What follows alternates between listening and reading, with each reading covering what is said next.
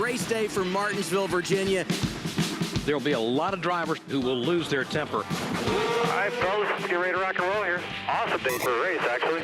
It's about to get wild. Down if you don't, down if you don't, all night long, got me waiting on a lightning strike. Short track racing is fun. Hard into the wall. Tick-tock, grandfather clock. Down if you don't, down if you don't. Welcome to the Blue-Emu Maximum Pain Relief 500 on FS1. The field rolls out, and our starting lineup will roll across the bottom of the screen. Top 12 in points, Drew for the first 12 positions, then 13 to 24, then 25 to 36, and finally the non-charter cars. What do you say we dial up the gentleman starting on the outside of the 6th row, Denny Hamlin? Hey, Denny, this is Jeff and Mike in the Fox Sports studio. You got us? 10-4. Well, listen, I don't miss racing all that too often, but tonight I really do. I mean, racing under the lights at Martinsville, this has got to be awesome. What a historic moment. Give me your perspective on what you're expecting tonight.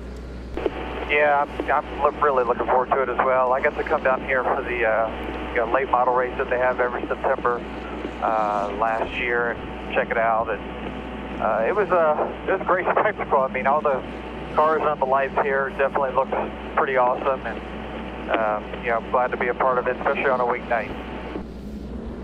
Well, you've got this place dialed in pretty good over the years, won a bunch of races. Tell us, what do you think the conditions are going to do to maybe change your driving style or your approach and the team's approach here tonight?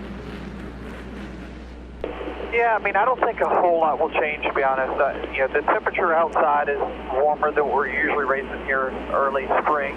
This track is not super temperature sensitive because it is concrete and doesn't have the reflection there that the asphalt does. So I just think it's going to be normal Martinsville. You're going to see the normal guys that are really good at this place, battle it out. All right, well, thanks for talking to us. Good luck. Denny Hamlin, who will roll off from the 6th row.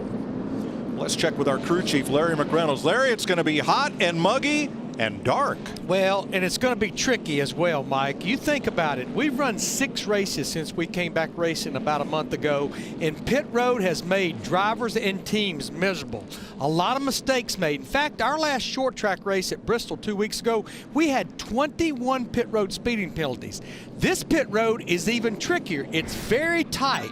It runs all the way from turn 3 to turn 2, and you're trying to go through those turns on the inside of each end of the racetrack at 30 miles per hour. It's easy to get in trouble on this pit road, and I promise you, it will be a difference maker tonight.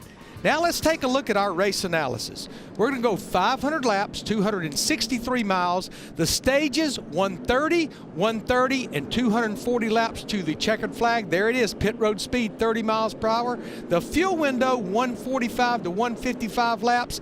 Competition caution at lap 60. And Mike, remember the rules on competition caution. No fueling of the car into that caution. Thanks, Larry. Teams getting their pit road speeds as they work from turn 3 all the way around to turn 2 on this long pit road. We ran 4 races before we had to take the 10 weeks off, and there were the standings then. Look at all the changes since to our playoff standings. Jimmy Johnson had that Charlotte disqualification, and it dropped him right out of the top 12, so he had to draw with the second 12 for tonight's starting spot. He'll roll off 21st.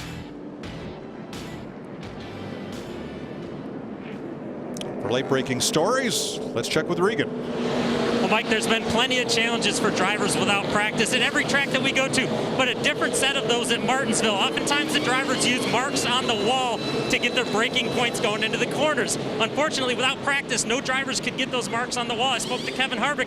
He said something as simple as a banner changing position by 5 or 10 feet can affect what they do getting into the corners, and based on their notes, what they did the last time at the racetrack. So keep an eye on this at the start of the race. Guys trying to find the marks where they hit the brake as they go into the corners.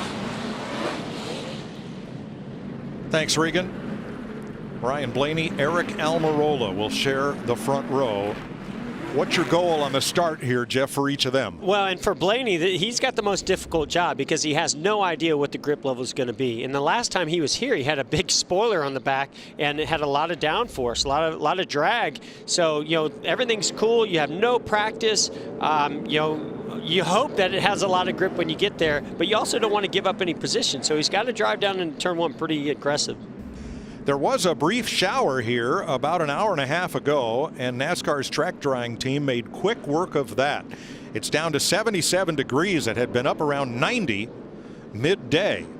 But the hope is no more rain, just partly cloudy, maybe a pop-up shower or two, but it's a much better forecast than what we had 2 weeks ago. We have a tweet from Bernice King, Martin Luther King's daughter, before we get ready to go green here.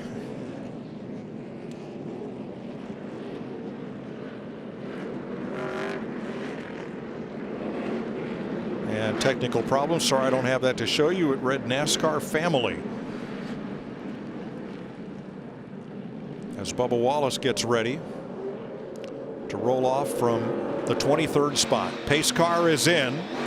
They'll come around turns 3 and 4 and face the green flag for the first of 1,000 left turns, 500 laps at Martinsville. Green flag.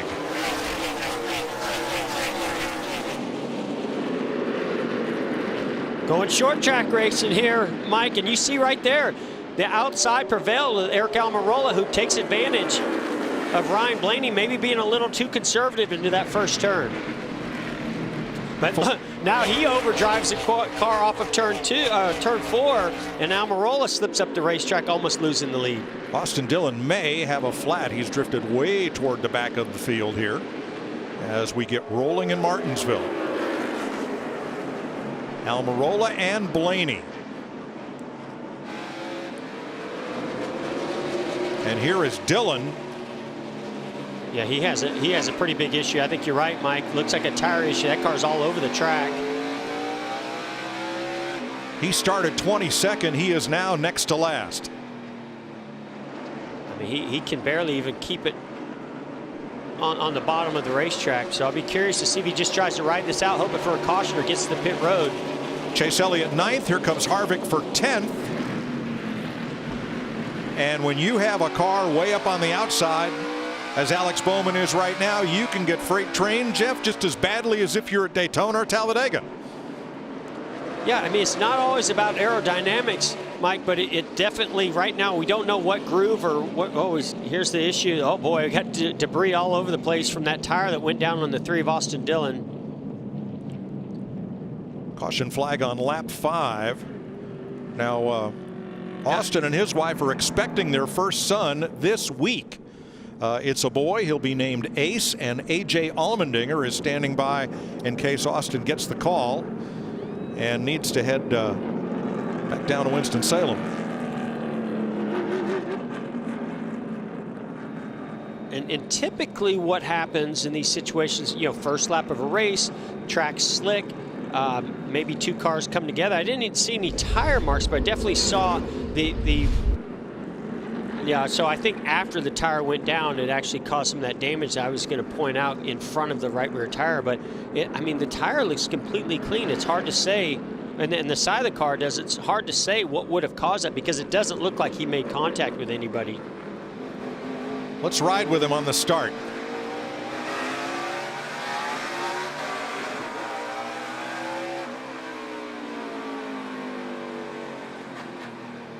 Oh, yeah, right away. Yeah. Right away, that car started having an issue. So, not sure if he ran something over or were they just low on air pressure and it caused some kind of an issue to make that tire go down. Now watch on the left of your screen, Sean Hunter Nemechek. Some of those panels, crush panels inside. Looks like he ran over some of that. Jeff, if you lose those crush panels, as Austin Dillon has in the right rear, what impact does it have on the car and on the driver? Yeah, I mean, we know these tailpipes come and out, they exit out the right side, and it's really easy that if that crush panel is damaged, a lot of those fumes can come right up inside the car. That makes for a very long Martinsville. Wow. All right, we're under caution at Martinsville. We'll be right back after a quick word from Blue-Emu.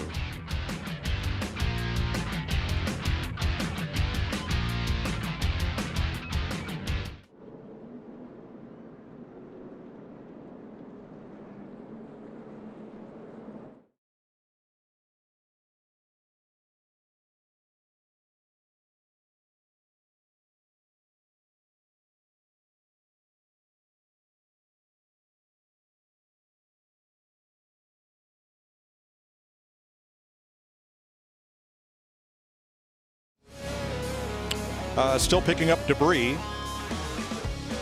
Joey Gase 1 lap down because he had to do a pass-through on the initial start of the race because they failed inspection 5 times this afternoon. Tough day for the 51 team, but he's back out there and got one of his laps back as he is the free pass.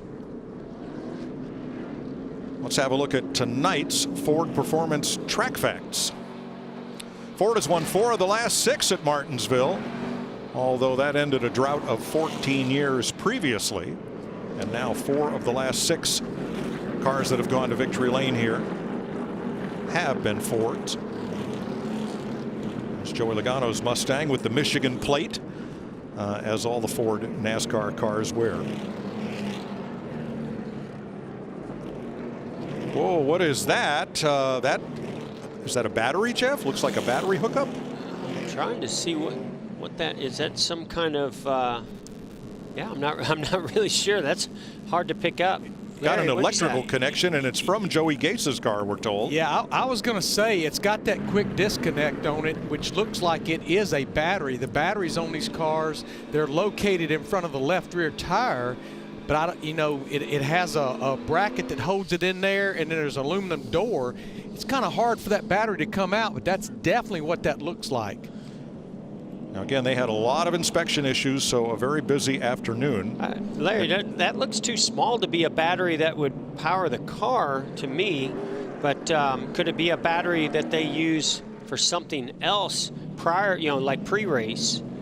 Yeah, I'm looking at a close shot of it right now, and I do know some teams are running some smaller batteries, but I think you're right, Jeff.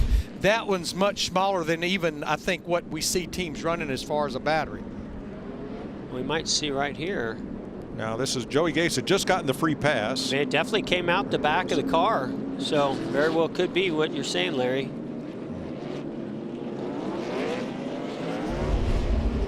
So they'll pick that up and we'll get ready to go back to green. I want to thank Daniel and AJ for doing that command. That was a lot of fun, and hope they have a great match Friday night on SmackDown, 8 p.m. on Fox. Regan? Well, just an update on the 3 car of Austin Dillon. Yes, they had the flat tire that we saw. They believe they started the race with that tire flat. The problem is they don't know how it happened, so keep an eye on this restart. They're hoping that whatever it was happened while it was sitting on the grid before they even left. Thanks, Regan. That's our Symbicort onboard camera riding with Austin Dillon.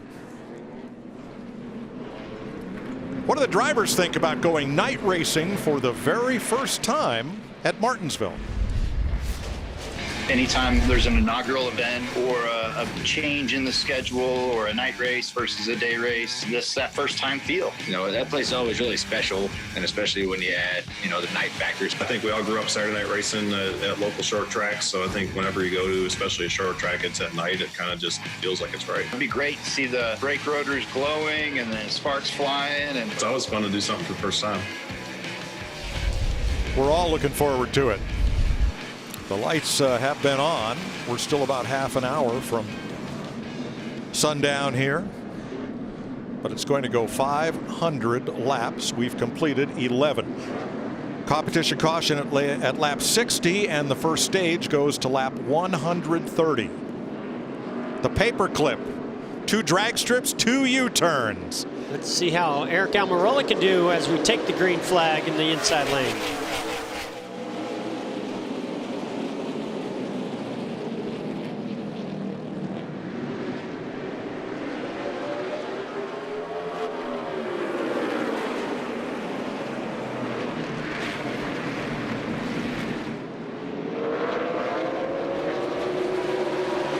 Mike, the first obvious thing to me is there's just no grip in that outside lane. You look at, there's Kurt Busch to the inside of the 14 of Clint Boyer and just rolls right on by him. I've seen that a lot. Look at how quickly Clint Boyer wants to close the door on Chase Elliott as Chase Elliott pushes the issue and gets to the inside. The corners are concrete. The straightaways are asphalt. And at second place, Joey Logano heading under Ryan Blaney. Martin Truex right behind. Well, one thing we know for sure is this track is going to change drastically from these opening laps to what it's going to be like just here in the next 50 or 60 laps, but especially by the end. You look to me like Ryan Blaney was about to get to the rear bumper, maybe made a little bit of contact with our leader Eric Almirola, and then Joey Logano made contact with Blaney, sent him up the racetrack, and now Blaney's stuck in that outside lane.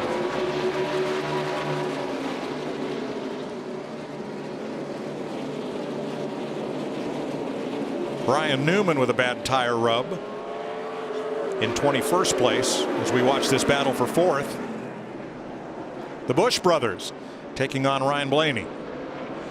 And I promise you, nobody's going to cut Ryan Blaney a break. When you see a car in that outside lane getting shuffled back, you drive into the corner just a little bit further and you stick your nose in there as much as you can because you want to get that position. That's an easy position as we see Chase Elliott clear Ryan Blaney. Now Ryan Blaney back in line.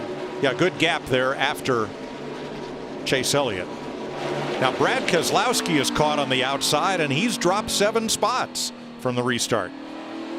Well, remember, teammate to Ryan Blaney, so hard to say if their setups are very similar, but they very well could be. And again, I think that a lot of these teams are waiting for this track to change, and how do you start the race? What kind of air pressures, what kind of setup, and what kind of adjustments are you going to have to make as rubber gets laid down on this racetrack and the balance changes? Oh, here's a pass for the lead. Joey Logano knows he's got to go because look who's behind him, Mike. Mark Truex Jr., who absolutely dominated this race last year.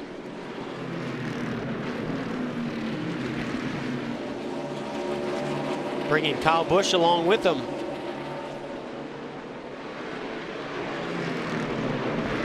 So Kyle slides up into 3rd. Blaney has settled back at 7th place, but he is under pressure. And here comes Kurt Busch under Almirola, along with Chase Elliott. It just shows you how important lane choices on restarts, how important it is to be in that bottom groove. Right now, that's the preferred lane. A lot of grip down there, laying Goodyear rubber into that bottom lane, and there's no grip once you get outside of that. That will change. That should change, although it's a cooler racetrack. When the lights come on and the sun is down now, it should make for that inside lane as Jimmy Johnson goes to the inside of the 11th, Denny Hamlin. Jimmy Johnson doing a nice job. He's moved up about 8 positions so far. 11th place for Johnson now. He and Corey LaJoie are the big movers. They're each up 6 spots from the starting positions that they drew. Now Johnson, because he fell out of the top 12 in owner points last week, had to draw for positions 13 to 24 and did not get a good draw. He does seem to have a good car. Oh, he's got a very good car here. So when you've got a car like this, you just want this thing to run all the way to that competition caution. Matt Kenseth with Denny Hamlin for 13th, and here comes LaJoie. How about Corey LaJoie? That's fantastic. Note the hood of his car. What you see there in white, that is a protective mask. Corey's face is back on the hood. Yep, there he is. Practicing safe protocols while being on the nose of that car. So Kurt's gotten past Kyle. Kurt was such a grinder on Sunday.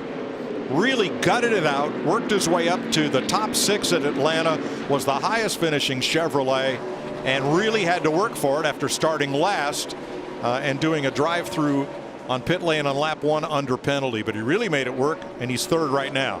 You know, Mike, we've been seeing that with Kurt Busch and Matt McCall as crew chief for about the last 8 races. They got off to a rough start, but in the last 8 races, they've had 7 top 10s and 3 top 5s, and he by far is the highest Chevrolet driver in points that has not found victory lane yet.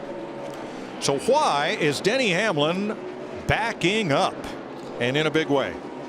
Well, we talk all the time about the heights of these cars.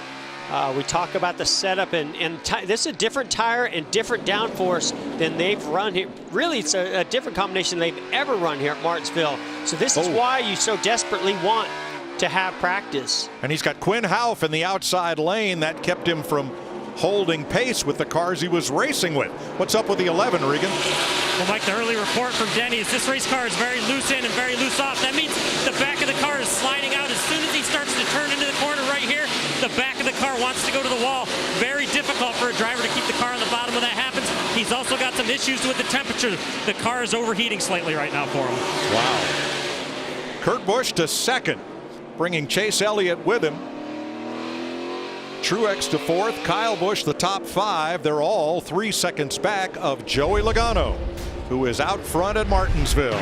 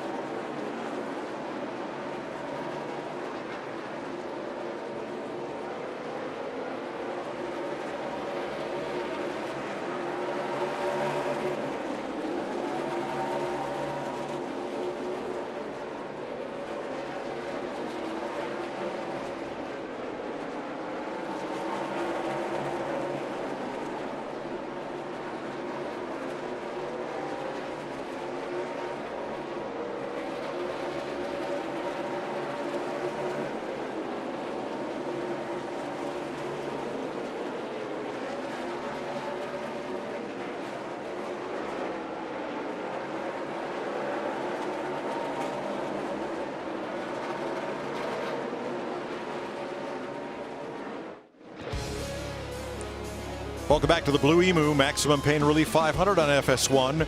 You're looking from the north to the south end of Martinsville Speedway, and you see why we call it a paperclip. 2 drag strips, 2 U-turns. It totals a half a mile, and we go around 500 times. Bubba Wallace up 8 spots from the restart with a little bump and run. Trying to take that spot for Matt Kenseth. Hey, that's what I call a textbook pass at Martinsville. That's how you get it done.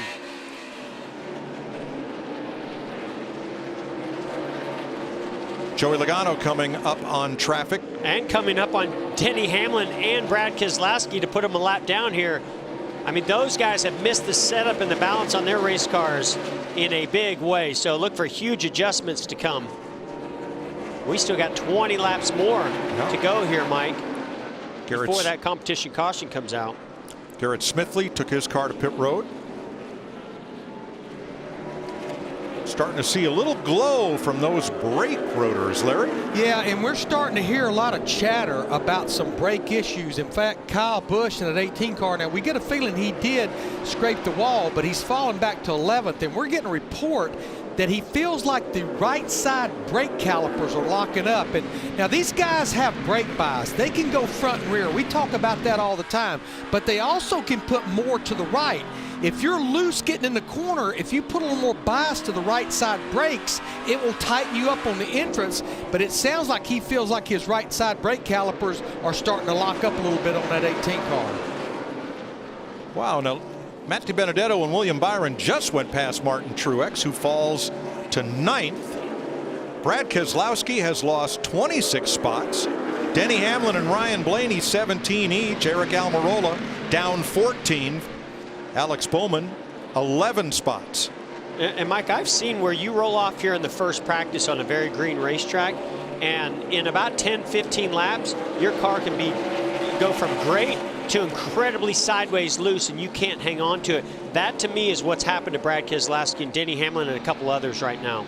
And I tell you one thing I'm also seeing, Jeff, and it could be because the track has no rubber, but we know Goodyear brought a tire here that has a little more give up. We're seeing almost 2 seconds of give up in these 40 to 45 laps to start this race. Well, here's Logano trying to lap two of the rookies, Cole Custer in the 41, John Hunter Nemechek in the 38, and they stayed side by side for a while there. Didn't make it easy. Yeah, of course, those drivers like John Hunter Nemechek. Oh, we got an issue with the 27 there. Looks like, sorry, 77 there. Now, Garrett Smithley had spent some time in the pits, came back out. Wow, great job getting onto pit road. He's got a fire in the left front, might have lost the brakes. Usually overheating will boil the fluid, and the brake pedal just starts to go to the floor, and that looks like that's what happened to Garrett Smithley. No caution. Now we stay green with 46 laps complete, and here's Logano under Quinn Houff pulling up on Nemechek. And this is what I was going to talk about is, I mean, Joey Logano obviously has a fast race car right now, and he is just mowing through the field, actually coming to our pole sitter of this race, Ryan Blaney, and Logano's teammate, also coming up to the back of Christopher Bell. But, you know, Joey's got to be careful here. Yes, he has a fast race car, and he needs to be aggressive putting these cars a lap down. But these drivers are going to fight extremely hard to stay on the lead lap. So he's got to balance out his aggression to make sure he doesn't damage that race car or take himself out of this race. 11 laps to go to stage end, and Christopher Bell trying hard to stay on the tail end of the lead lap. Finally, Logano works his way through and sets sight on his Penske Ford teammate, Ryan Blaney.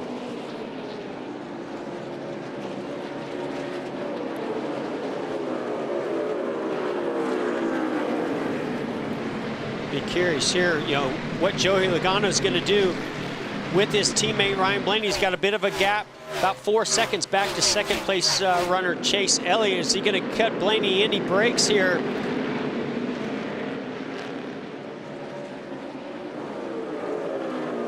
So there is no immediacy for him to put Blaney a lap down, as you say. 4 seconds back to Chase Elliott, the second place car. On the other hand, he's John Hunter Nemechek just gave the leader a shot, saying, come on, let's go. And that's all Logano needed. As soon as he felt that bump from behind, and the 38 of John Hunter Nemechek said, hey, you better get going because I want that lap back, Joey had to go.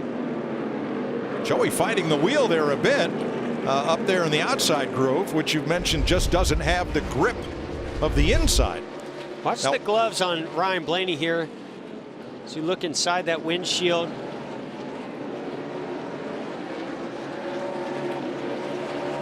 You can see the, I don't know if he's clearing his shield or just showing his frustration inside that race car, how upset he is that they've gotten this far off this early in the race. Regan? Well, Jeff, you were exactly right. As the 22 car came up on the 12 car, he basically was giving a description as to what his car was doing, got hit by the 38, and John Hunter Nemechek said, I can't help him out anymore, I've got to go. That's when he passed him immediately right there. Now the other driver on the front row that started this race, the 10 of Eric Almirola. Eric's going to try to put Joey to the outside, give him that lane, and hope that he can hold off Joey Logano with just a few laps to go in this opening run here. David Starr on the outside there, trying to keep from going 2 laps down to Logano with 6 to go before the competition caution that some of these drivers really need. There are only 20 cars right now on the lead lap. And the next one after Eric Almirola is Kyle Busch, then Alex Bowman. I mean, Logano, this team nailed the setup. They've got it perfectly, and there's a lot of teams that have really struggled. Like Kyle Busch, who goes a lap down in this 56th lap at Martinsville.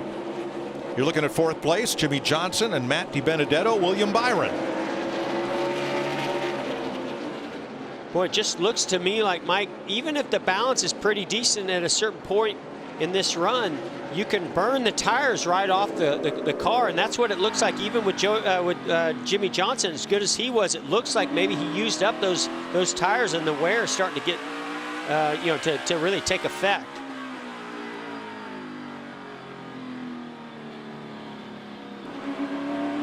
Clint Boyer to the inside of Ryan Blaney and goes on by. Boyer, the 3rd place car.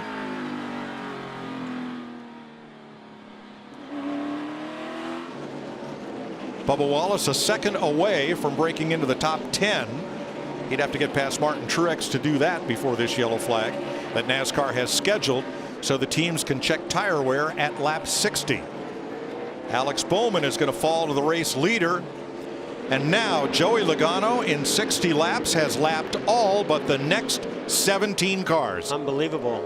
Just, I can honestly say I did not expect to see this. So just the beginning of a short track race at Martinsville under the lights of unpredictability. Bubba Wallace with 2 truck wins here at Martinsville. In 11th, a car length ahead of Ryan Preece. And now just about half a second back of Martin Truex, with a lap to go before the competition yellow. Well, Bubba talked about how much he loves this racetrack. I bet he's loving it even more right now. He's having a great race. So there is the lap 60 caution flag. Eric Almirola led 19 laps. Joey Logano has led the last 41. Now, among the activity on Twitter, here's a question from Bernard Pollard Jr.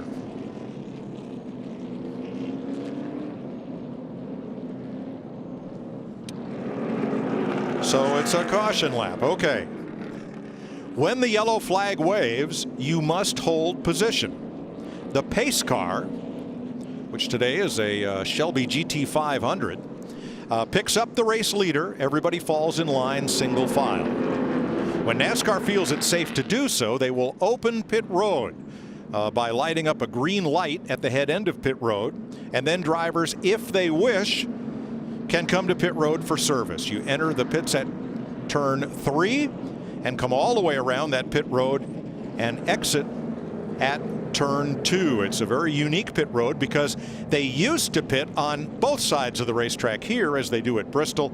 Some years ago they converted this to just one long looping pit road beginning at turn number 3. So you see that yellow line, that's where pit road speed 30 miles an hour is in effect from that point on until you exit the pits. And at that white line you must commit if you're coming to pit road.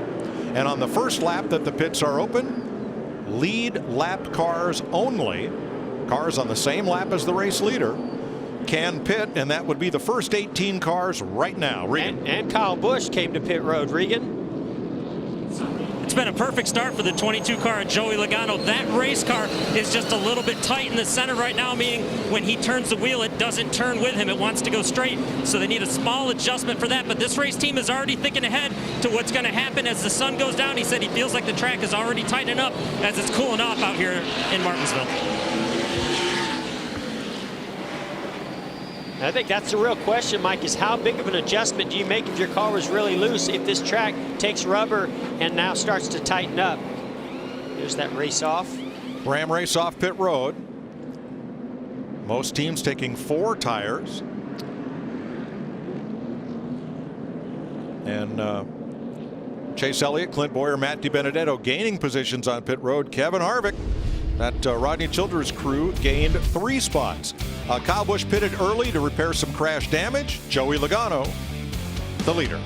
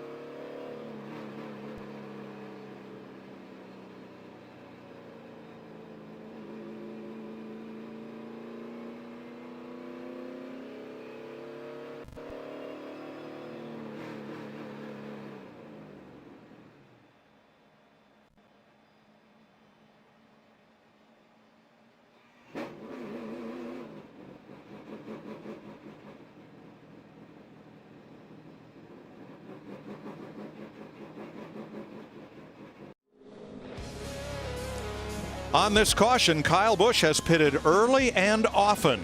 Larry.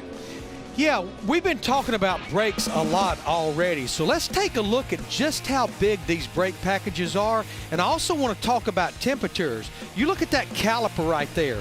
That thing can get up to 500 degrees. This rotor, it can get up to 12 to 13 degrees Fahrenheit, but the pads inside that caliper, they can get up to 1,800 degrees. So how do they cool these brakes? Well, they have this plenum in the front of the car that has these hoses, and then some of them even have fans that pump air. And Mike, that really helps get air to the brakes under caution when not a lot of air is flowing.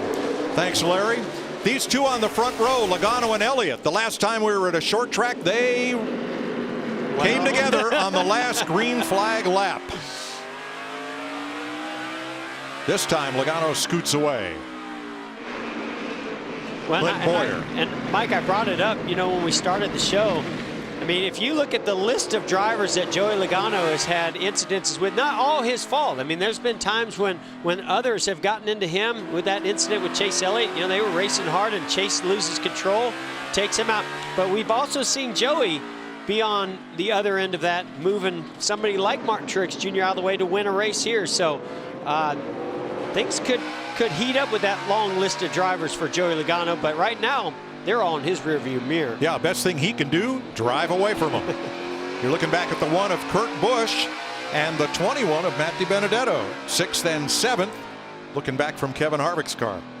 Now, I think what gets interesting here, now you know, I think we heard about a lot of excessive tire wear, some tires down to the cords. We see that on a green racetrack often, and we'll actually see that here at Martinsville, but this is a little bit different tires. Jimmy Johnson goes to the outside of Michael McDowell. But how do you manage those tires now that you know that, and now that we've got, what, about 70 laps to go to the end of this stage? McDowell in the top 10 after a good stop. Sorry, there's about 60 laps to go here.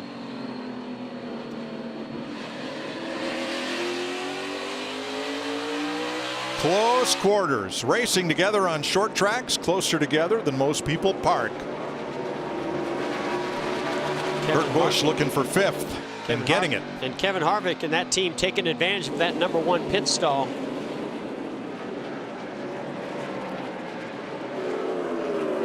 Truex for 6th. And DiBenedetto coming back on the inside with Johnson behind him. One car took the wave around, Timmy Hill. Everybody else on the lead lap stopped. That's the front half of the field. So we have 20 cars on the lead lap, including the free pass car, Alex Bowman, and half the field, 1 lap or more down. Still 2 by 2. Long way to go, Mike. I think that number's going to change. Riding with Matt Kenseth, our Credit One bank camera. Still 2 by 2. Outside on your door of the 10. I mean, that's just classic Martinsville racing right there. You're on the outside. You're Eric Almirola. You're holding that car as close without trying to touch the other car on the inside of you. Each one of these laps, each one of these positions, so important. Still there, so you've got to hold it tight. Clear by this. They're side by side behind you, 10 and 11. Denny Hamlin trying to come back to the inside of Almirola. Now they are not on the lead lap. They're 1 lap behind, 26th and 7th. Mike, that engine noise and the tone of those RPMs, that's what, when you go to bed at night after Martin, that noise is just ringing in your ear like that, on and off the throttle all night long. On the left of your screen, the telemetry on Clint Boyer. Green, of course, full throttle. Heavy braking into the corner. And at the top of that graphic, that little yellow nub, that is the angle of his steering wheel. And I really like what I'm hearing out of Clint Boyer right now, being very patient, rolling through the center of the corner, not trying to rush back to the throttle, driving that car really straight. That's what's going to help take care of those tires. Car looks good.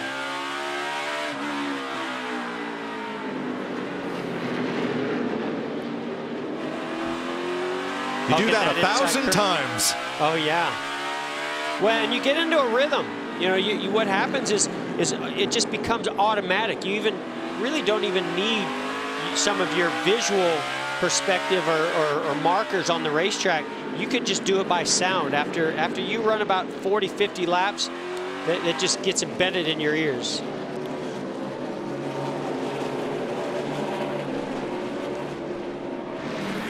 Now Martin Truex and William Byron. Byron 5th and Truex 6th. Well, the last time we were at Martinsville, it was the opposite. It was Martin Truex Jr. going to victory lane, and second place was that young man in that 24 car, William Byron. Yeah, looking at Martin Truex Jr. in that 19 car, James Small, the crew chief, he's got an issue that they will not be able to rectify during this race. Jeff, you talked about having to make adjustments to these cars, especially as rubber is laid down. Watch right here on the left rear. He's going to try to adjust the left rear jack bolt. He tries, it won't. He looks in there. The left rear jack bolt is broke on that 19 car, so that's one corner of the car they will not be able to adjust on. Wow. Thanks, Larry. Bubba Wallace up to 10th after a pass of Michael McDowell. Well, right now, Larry, I think no adjustment has been the best adjustment for the 19 of Martin Truex Jr. He looks like that track's coming to him a little bit, and he's driving back to the front. And, you know, they'll have to figure out a strategy to get around that. You know, what adjustment can they make on the right side? The track bar, air pressure, and they will just have to hope, because there's no way they're going to be able to take enough time to fix that during this race, as Larry mentioned. Joey Gase 2 laps back, and both Joey Logano and Clint Boyer go sailing past. The closing rate so fast here as Kevin Harvick goes past Jimmy Johnson on the outside for 8th place. Yeah. That's kind of rare. I don't know. Jimmy's starting to feel something either in the tires or the brakes, because you saw him really making up some lap time on some of the competitors, and then right there it just looked like he moved over for Kevin Harvick, saw Kevin Harvick coming with more speed, and Jimmy maybe wanting to take care of those tires, take care of his equipment in these early stages, laps of this run. Regan, what do the tires look like that came off these cars after the first 60 laps? Mike, I got to tell you something. I went up and down pit road and checked every single car. There was cords on 90% of these race cars. Some of these teams scratching their head too, thinking that it's not going to get any better. You see the tires from the 18 car, Kyle Busch right there, that right front inside edge. When that wears out, you're never going to get a race car to turn. That's what a lot of cars have right now. Thanks, Regan. So they'll be fighting that. Now, as rubber gets put down on this track, Jeff, will that help that situation? It will improve. It definitely will, but it's going to take a while. This next run, I would imagine they're going to see some more cords. It might take a couple more runs even. Each team has 10 sets of tires, including the tires they started the race on. Darkness begins to descend on Martinsville. 90 laps complete.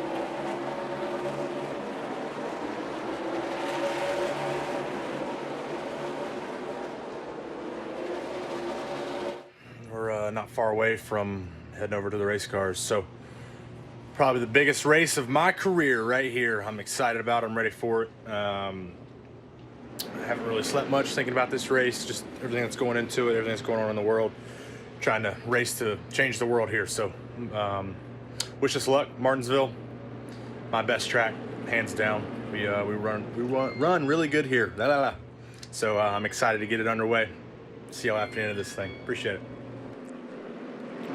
That was Bubba Wallace before leaving the motor coach for pit road to climb on board Richard Petty's number 43. Look at the 43 and the 21 at Martinsville. That brings back a lot of memories, huh, Mike? Yeah, it used to be Richard Petty and David Pearson, NASCAR's 2 leading all-time winners driving those cars. Today, Matt DiBenedetto and Bubba Wallace. Well, boy, if Bubba was excited about this race before he got in the race car, he must be really excited right now, because he is having a career day, running 10th, battling for 9th, showing a lot of strength here. Kevin Harvick, currently 7th, 6 seconds back of the leader. Regan? Well, it's not all good for the Atlanta winner from a week ago, Mike. Right now, that race car believes they have a dead battery. They're turning off the brake fans, already starting to try and turn things off. They said they can go about 180 laps on this battery, but at some point they've got to get that fixed. The 11 car, Denny Hamlin, to follow up also. That car's still overheating. He's having big problems when he gets in behind cars. They're going to have to fix that as well at some point. You know, if there's a track we go to where the battery probably gets as big a workout along with the whole electrical system, the alternator is right here. Like Regan said, the fans on the brakes, the fans on the rear end, the fans on the driver, and it requires more workload here than any track we go to. Yeah, and Larry, I would say those brake fans under green, if you have a clean track in front of you, that's not a big deal needing to shut those off.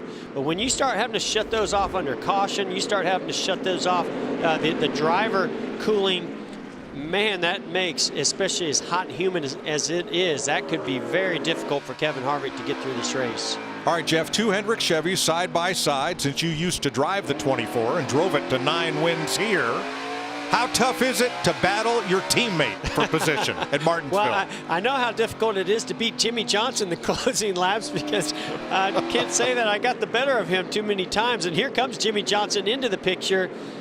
It's fascinating to me. Jimmy Johnson has dominated this race so many times, but then all of a sudden Chase Elliott started showing a lot of strength at Hendrick Motorsports. But then the last time they were there with Jimmy Johnson's old crew chief Chad Knaus and William Byron in that 24 car, they showed a lot of strength. So you can't say there's a clear-cut favorite or dominating driver here at Martinsville right now at Hendrick Motorsports. Johnson is 7th in the race right now. He's the 3rd Camaro in line. Kurt Busch is 3rd. William Byron is 5th. Looking on from the Hunt Brothers Pizza Cam on board, I want to say last week's winner, but it was just Sunday, Kevin Harvick.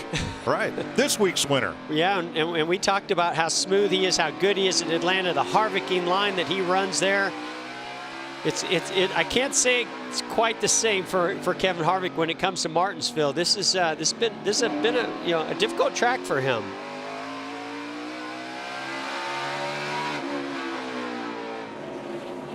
$8,700 RPM. Folks, that's about twice what your street car has ever turned. Don't try that at home. Timmy Hill finally to pit road to make his first stop of the day.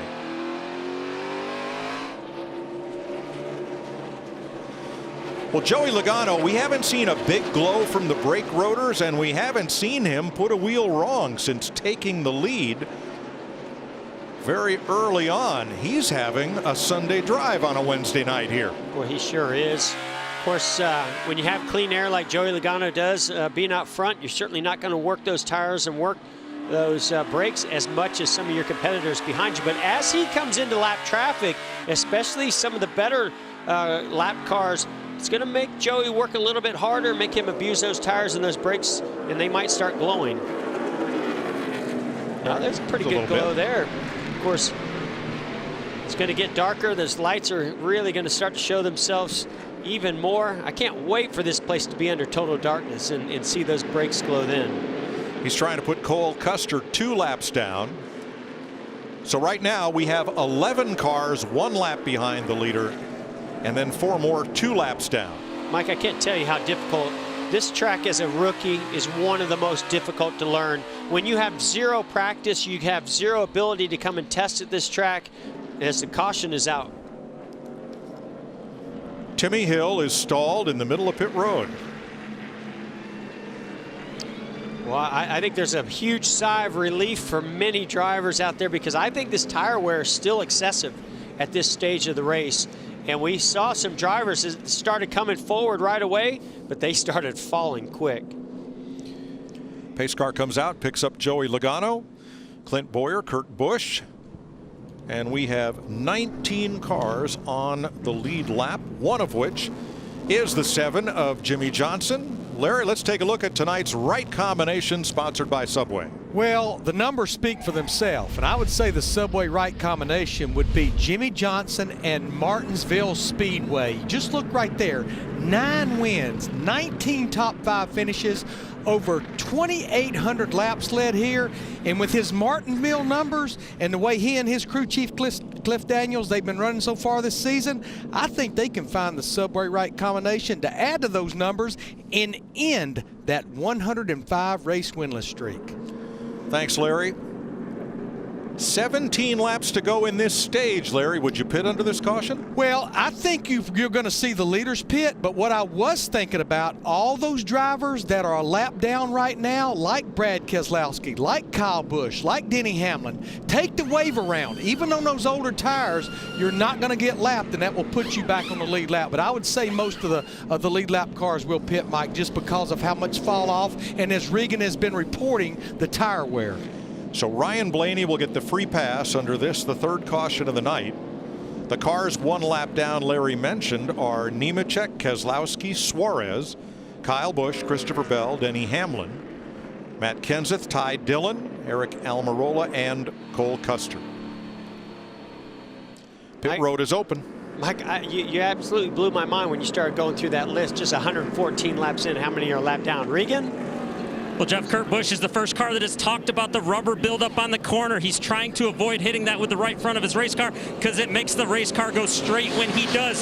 Joey Logano, his race car started that run way better with the last adjustments that they made to it. He wants a little bit more of that. Problem is it's getting too tight, meaning the front's not turning the longer they go.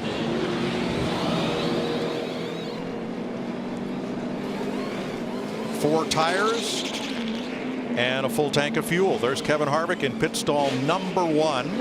That's been advantageous to winning the Ram race off pit road. And there they come. Bubba Wallace with just 2 tires is the first car off pit road. How about that strategy for Bubba Wallace? So Logano, Boyer, Johnson all taking 4. Everybody else. But a gamble here for Bubba Wallace. And there's the pit exit. So things change quickly here in Martinsville with a caution for Timmy Hill.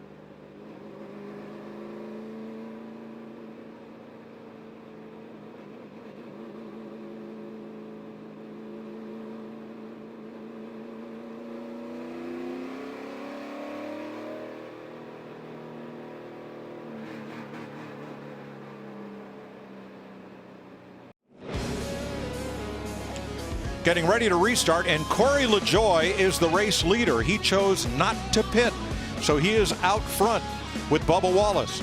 Joey Logano and Clint Boyer, 8 drivers took the wave around. Now you can do that if you're 1 lap down on a caution, as long as you are in front of all the lead lap cars and behind the safety car. With LaJoie not pitting, only 8 of the approximately 15 cars 1 lap down were running on the racetrack in front of LaJoie. So only those 8 got the wave around. The drivers who did not pit and were trapped 1 lap down include Nemechek, Kyle Busch, Suarez, Almirola, Bell, Custer, Yaley, Poole, and Sorensen. They did not get to come around and get back on the lead lap. Now some of those lead lap down cars took tires on that caution. Others did not, like Kyle Busch and Suarez and Almirola. So right now Kyle Busch is in the position to get the free pass if he can stay there for the next 10 laps. Coming to the Geico restart zone. And Corey LaJoie takes off from Bubba Wallace. Wallace on the outside. Whoa! Boyer takes him 3 wide in the first turn. Clint Boyer threaded the needle between cars, and we're 3 wide again. Wow. Yeah, a little bit of contact between the 19 of Truex and Bubba Wallace. And they're pushing and shoving coming to the end of this stage. Joey Logano going by our leader, Corey LaJoie.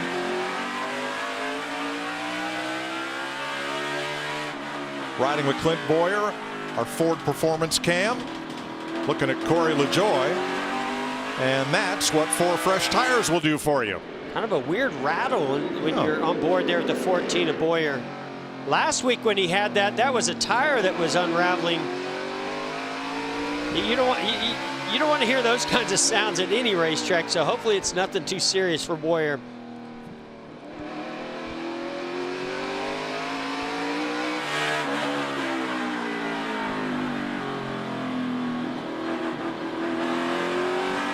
Oh, whatever it was, yeah, sort of seemed to have gone away right there. It sounded like the ratchet in the rear end, That's what I didn't it? thought at first, Mike. I thought it was the ratchet, but it was odd that it continued all the way down the straightaway. Well, some contact 3 wide here as Kevin Harvick tries to go by Corey LaJoie. They make contact, and Kurt Busch takes advantage. Yeah. A little damage to the right front fender on Kevin Harvick's car. Harvick tried to use the chrome horn on LaJoie and ended up losing a spot for his trouble. And now he's going to lose some more as Harvick in the 4 is stuck on the outside. Now he'll get in behind DiBenedetto. Or excuse me, in front of DiBenedetto. You see Bubba Wallace working hard, trying to not let 4 tires on the 19 car Martin Truex Jr. take advantage of those 2 right side tires that he received on that last pit stop. So Corey LaJoie has dropped 11 spots for not stopping, not taking tires, but he's probably going to finish this stage ahead of where he would have if he'd pitted with the rest of the cars he was running with. That's LaJoie in the 32, 3rd generation racer. Rookie Tyler Reddick to his inside in the number 8. Oh, a little contact with Chase Elliott, Kurt Busch. More contact off of turn 2. Jeff, it's a contact sport when you're at Martinsville. We're going to see a lot of that.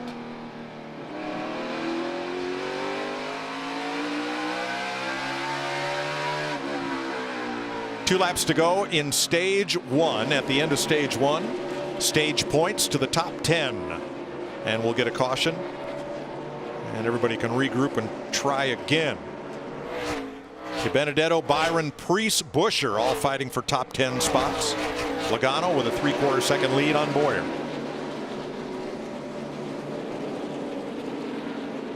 Bubba doing a nice job just holding that bottom line, trying to make it difficult for Kurt Busch. If he can hold on to that 5th position here and close out this stage, which it looks like he might, that was a big gain for that team. Joey Logano makes it look easy, gets his 3rd stage win of the season. And the final stage point goes to the 24 of William Byron. Bubba Wallace's 2-tire take paid off handsomely. He ends the stage in 5th place. Joey Logano, Team Penske, stage 1 winner.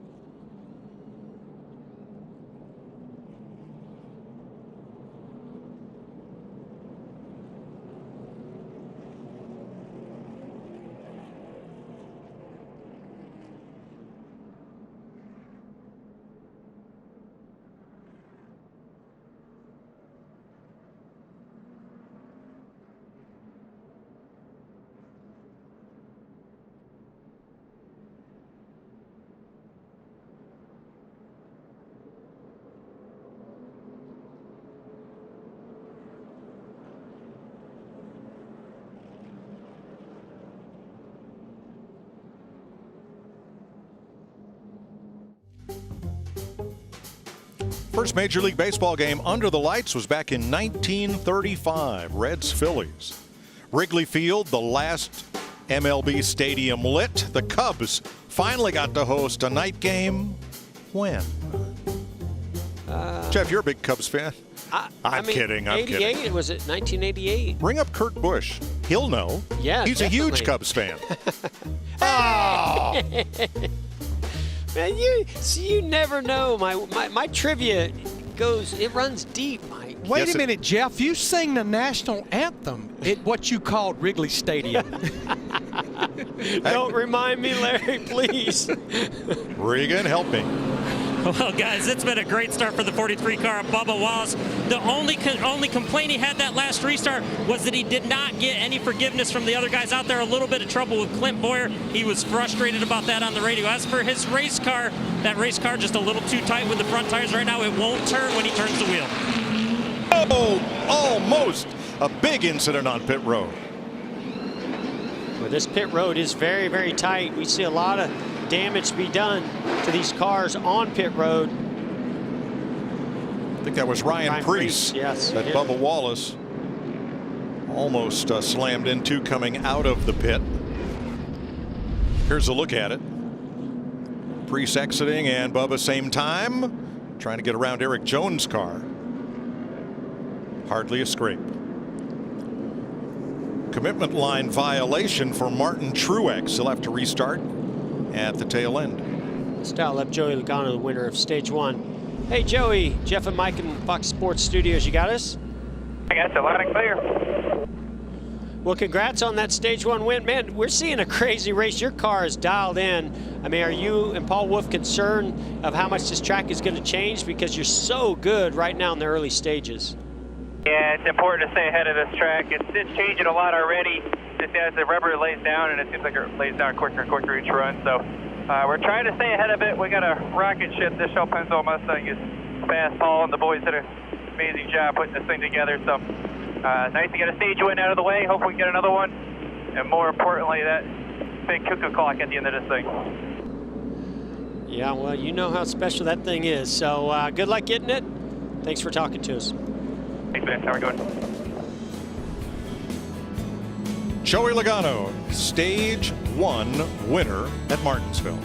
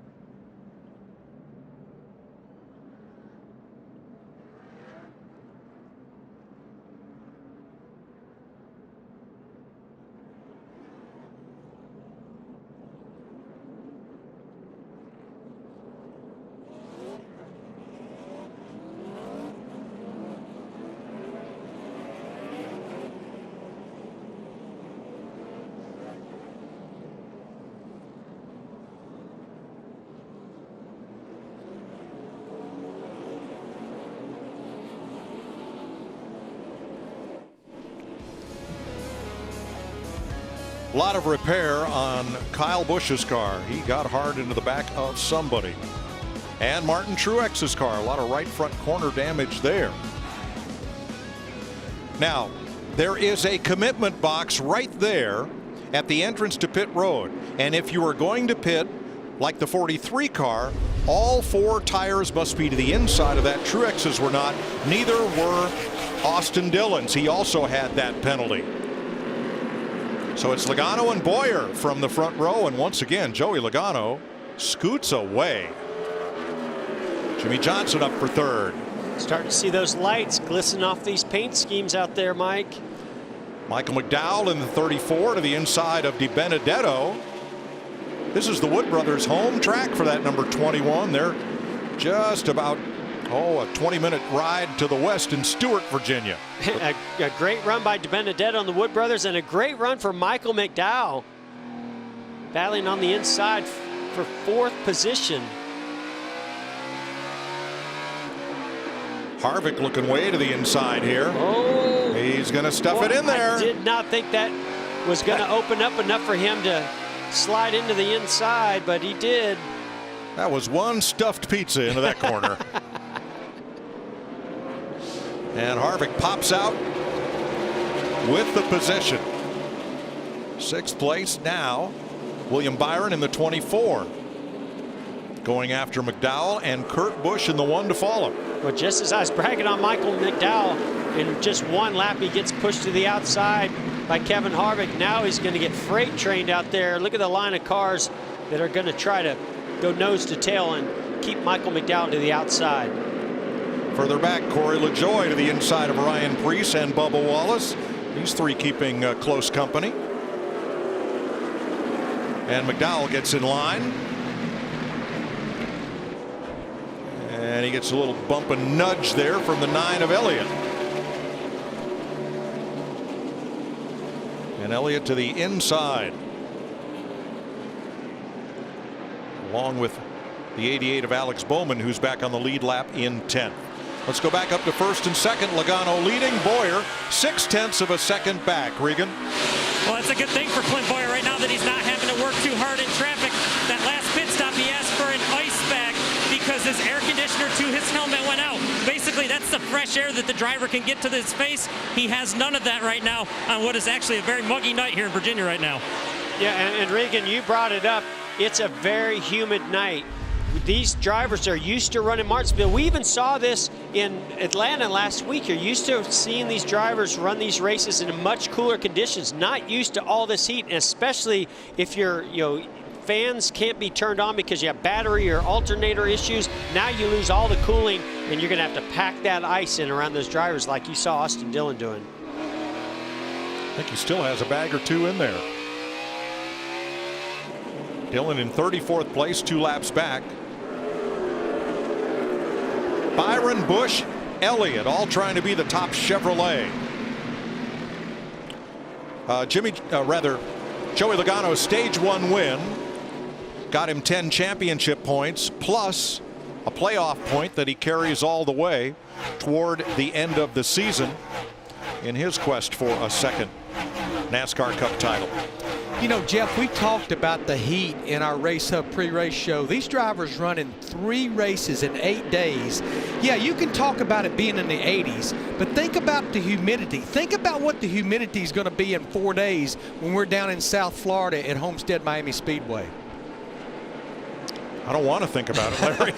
Yeah, I mean, that no doubt about it, how hot it's going to be down there. The only thing I would say is here at Martinsville, because of all the contact you're making with your competitors, how hard you are on the brake pedal, how much steering you're putting into using your arms, and you use a lot of energy at this racetrack, more so than a 1.5 mile track. So I think this is one of the toughest. Maybe a road course also is one of the toughest when it's hot and humid like this.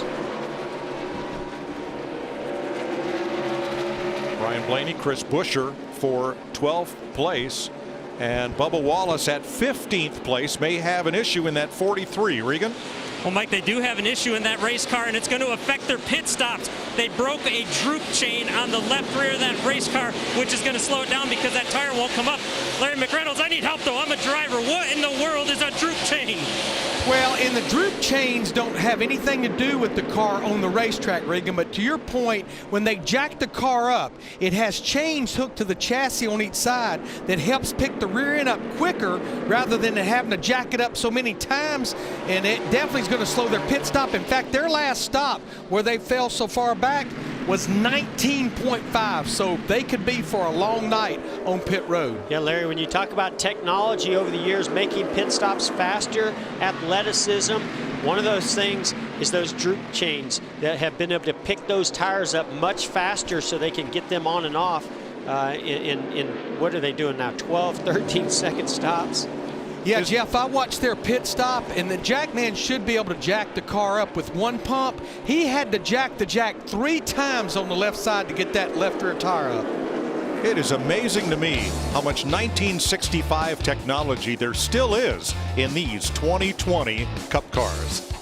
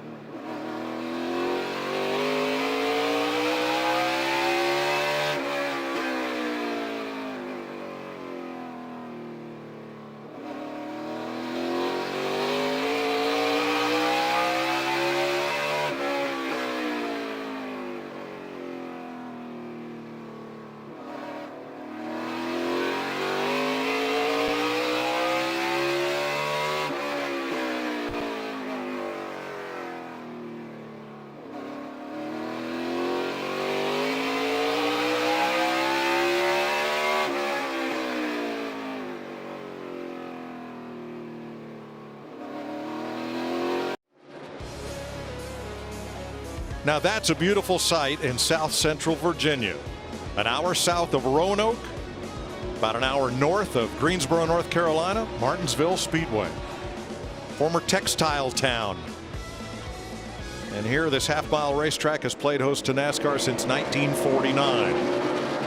And Joey Logano, for at least the first 164 laps of this race, has tamed it. He has a 1.3-second lead on Clint Boyer. Of course, he's the leader in our Coca-Cola Racing Family update with Ryan Newman, Bubba Wallace on the lead lap, Denny Hamlin and Daniel Suarez 1 lap down, and Austin Dillon 2 laps back after some early issues. 35 of 130 laps complete in stage 2. This race is run in 3 stages. The last one, 240 laps. Well, Bubba Wallace had that issue with the long stop on pit road, but he is showing that that car is still fast. He's moving up, getting close to the 12th position. Here's a guy that's also showing a lot of speed right now. Went down a lap early, started on the front row on the pole position, went down a lap, but now got that lap back and has a fast race car, Mike. The last 3 laps, Jeff, Ryan Blaney has been the fastest car on the racetrack. But with concerns about how these tires are wearing, first time we've had this Goodyear tire at this racetrack, how long can you push that car that hard? Well, and we see here Jimmy Johnson is now into second place, goes around Clint Boyer. Now we're seeing how much rubber is being laid down this racetrack. I think these teams learned a lot from that last pit stop as they looked at those 4 Goodyear tires, looked at the tire wear, and they relayed that back to the driver to say, okay, tire wear is definitely improving. Go for it. You can push that car now. Brian Blaney still pushing the envelope, still fast, and now inside of William Byron for 7th place. And what I wonder on, with Ryan Blaney is if that, let's say that car was really, really loose to start this race, did the performance of the car come because of all of the adjustments, or did it happen to change because of the conditions of the track? Oh, good question. New 3rd place driver Kevin Harvick, number 4, passing Clint Boyer, both in Fords. The highest Chevy, Jimmy Johnson, in 2nd. And the highest Toyota is now Eric Jones back in 18th. And remember, Mike, they had the luxury of that competition caution at lap 60 in the first stage. They knew that they could go to 60 laps and get that caution so they could evaluate the tires. Some, I think, were caught by surprise because they did go a lap down. But this time they don't have that luxury. I think these drivers are going to have to take care of their equipment, take care of those tires, because if this thing goes green all the way, you could very easily go a lap or maybe even 2 laps down because of the tire wear. 2 of the Hendrick Camaros battling here for 8th place. Jeff, and Larry, I am still wondering about the cars that stayed out 1 lap down with Corey LaJoie, the race leader, and weren't able to take the wave around. Larry, in that kind of situation, when not all the lead lap cars pit, if you're a lap down or more, why wouldn't you come in? Yeah, I think just got caught off guard, Mike. I don't think they realized that anybody had actually stayed out that was going to keep them from getting that waiver bound. But I know you don't want to give up not a single position, but I think once I realized that I was not going to be able to take the wave around, even though it would have been pitting a little bit later, I would have still came back in and got my 4 fresh tires.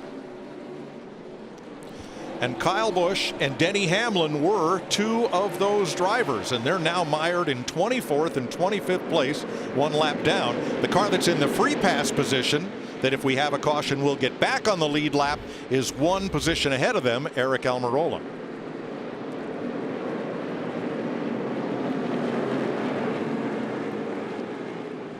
However, long way to go. Yeah. 325 laps to make up for that. Well, and I think they've gotten their cars fixed. I mean, I think they've got the balance. The tire wear is not as excessive as it was. Still going to be, hard to manage on very, very long runs. But we're definitely seeing where Kyle Busch, Denny Hamlin, they have the speed to stay on the lead lap, but they've got to get to Eric Almirola and hope our leader, Joey Logano, doesn't continue to put more cars a lap down. Now, I'm wondering about Tyler Reddick there. You saw in the 8 car, one of our rookies and double Xfinity champion, making his first start at Martinsville, because the Xfinity Series, of which he's a double champion, hasn't raced here. No, but he's running the Truck Series. A lot of our rookies, Christopher Bell, Tyler Reddick, John Hunter Nemechek's actually won a truck race here, so they have truck experience. I think Cole Custer also, and that's so crucial, so important. If they didn't have those laps, Mike, I just think that their chances of even finishing this race in the lead lap are almost 0. Yep. Let's have a look at your rookie running order. There is Reddick with John Hunter Nemechek 7 spots back. Then Christopher Bell, Cole Custer, Brennan Poole, and Quinn Houff. Regan? Well, Mike, you guys talk about Tyler Reddick and the fact that he has only run a truck race here. I asked him about that yesterday, and luckily for him, he was able to go to the data, the SMT data that these teams get that show each other's driver traces, meaning how they use the brake and how they use the gas. And he was able to look at guys like Kyle Busch, Joey Logano, Martin Truex Jr. that have been so good here. That helped give him some confidence for tonight, and he's having a great run already. Well, Regan, I talked to Tyler Reddick earlier this week. Let me tell you something else that gave him some confidence. I know it's his first Cup start, but it is not his crew chief, Randall Burnett. In fact, Randall was with A.J. Allmendinger a few years ago, AJ had 2 top 10 finishes that year, including a second-place finish. He really was excited about coming here, especially considering the experience his crew chief had. That means a lot. All right, 4th place. Yeah, we're hearing Clint Boyer is saying on the radio that he's really starting to lose forward drive. Usually that means that left rear tire is starting to lose some grip. Maybe, you know, they've worn that left rear tire out a little bit more than he'd like to. He's just going to ride. He's just going to try to take care of things. So you're seeing him not put up a big fight when somebody like Chase Elliott and Ryan Blaney come along. 182 laps complete. Joey Logano has led most of them from Jimmy Johnson and Kevin Harvick as the lights are bright in Martinsville.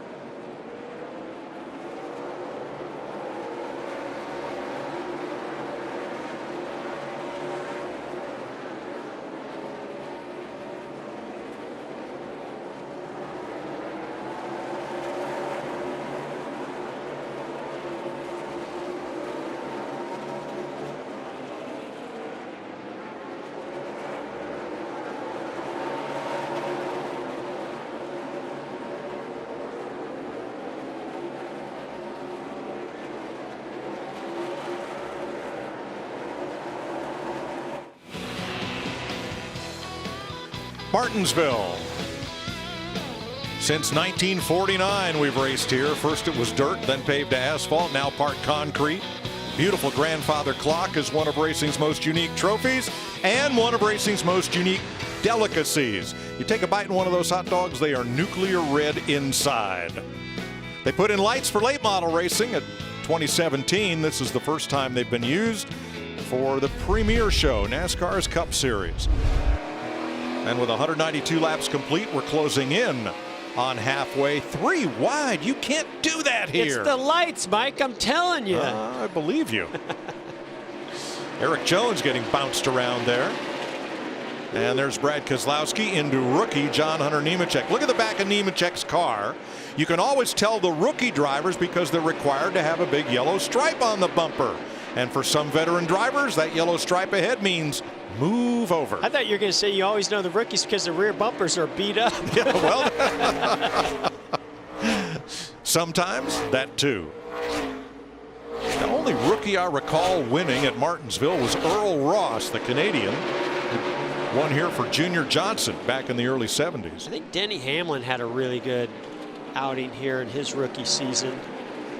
We'll check on it. Yeah, but other than that, it's a struggle. It is a struggle. You ask, Stat Boys answer. with rookies to win at Martinsville. There's Earl Ross for Junior Johnson. Morgan Shepherd for Cliff Stewart of High Point, North Carolina, the owner of that number 5, 1981. But wait, there's more? No? Nope, that was it. Well, I saw Denny Hamlin on the left of the screen, and I just think figured. he finished second, if I'm not mistaken. And yeah, second place. I don't know if it's his first race or just in his rookie season. But Joey Logano's got company. 9-time Martinsville winner Jimmie Johnson in the 48 has closed right to the rear bumper and is filling up the rearview mirror of Logano's Mustang. I was going to say, if Joey Logano wants another one of those grandfather clocks, he might have to go through 7-time, 9-time, whatever you want to call Jimmie Johnson, but he is so tough when you put him into this position, especially at Martinsville. You know, Mike and Jeff, I don't want to get too out far in front of my skis. We still got 300 laps to go, but when you look at that 22 car, remember the crew chief swap. And Paul Wolf is now on that 22 car, and he was with Brad Keselowski last year when Brad won this race in the spring and led 446 laps. So I guess there's special courses for drivers, special courses for crew chiefs too. Paul was a good short track racer in the Busch North Series before coming south and making his way onto the top of the crew chief box. Watching this line that Jimmie Johnson's running right now, watch Joey Logano. Now, he might lose the lead here, but Jimmy was diamonding the racetrack, straddling that. You see that where the rubber has laid down from those right side tires. Joey not going to give up that lead yet, but Jimmy was actually straddling that, using a little bit different line as Joey was running right around the bottom. We'll see if Joey can't hold him off on this outside. Maybe learn something about that higher groove that's maybe starting to come in a little bit. Now look at that red and white striping down to the inside. That is not just paint. That is a legitimate curb down there, and you don't want to bounce your front tires off that, or it'll kick you right back out into traffic. Jimmie Johnson to the lead. Something we've not been able to say that much in 2020, but in his final season, the 7-time series champion out front at a track where he has won 9 times.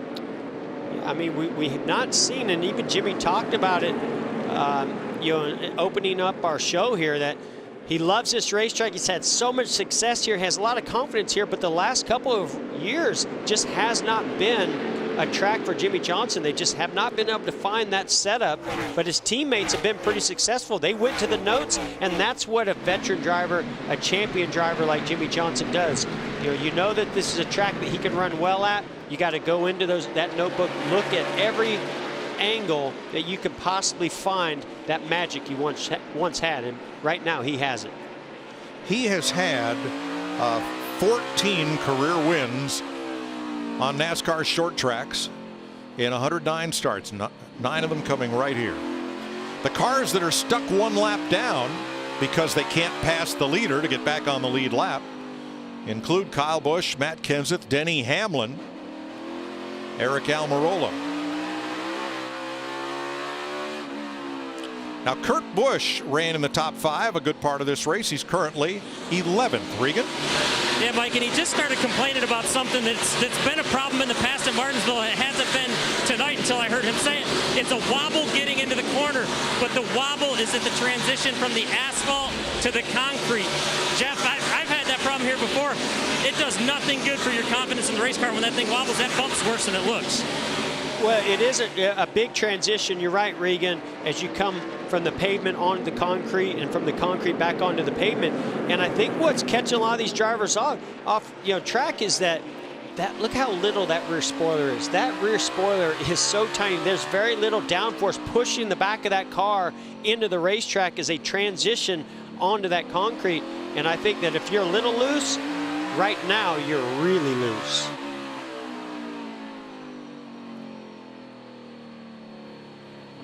Jimmie Johnson in his 662nd career start with 83 victories, leading at Martinsville.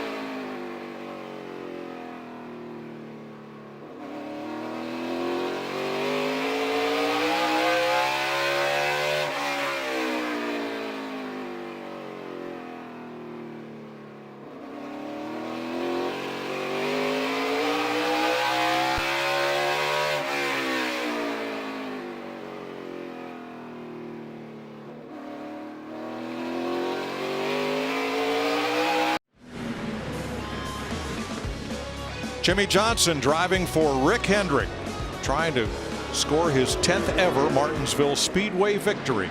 1 second ahead of Joey Logano, and between them 1 lapped car. But 3 spots back. In 4th is Ryan Blaney. Here's our maximum performance presented by Blue-Emu. This is Ryan Blaney's night. The top 12 drivers drew for the top 12 starting positions, top 12 in points, that is. Blaney drew the front row, drifted all the way back to 30th at the lap 60 caution, and climbed his way back up through the field. Mike, lap 1, sell. Lap 59, buy. Yeah. You're in the stock market for Ryan Blaney. Very good. He's now up to 3rd place.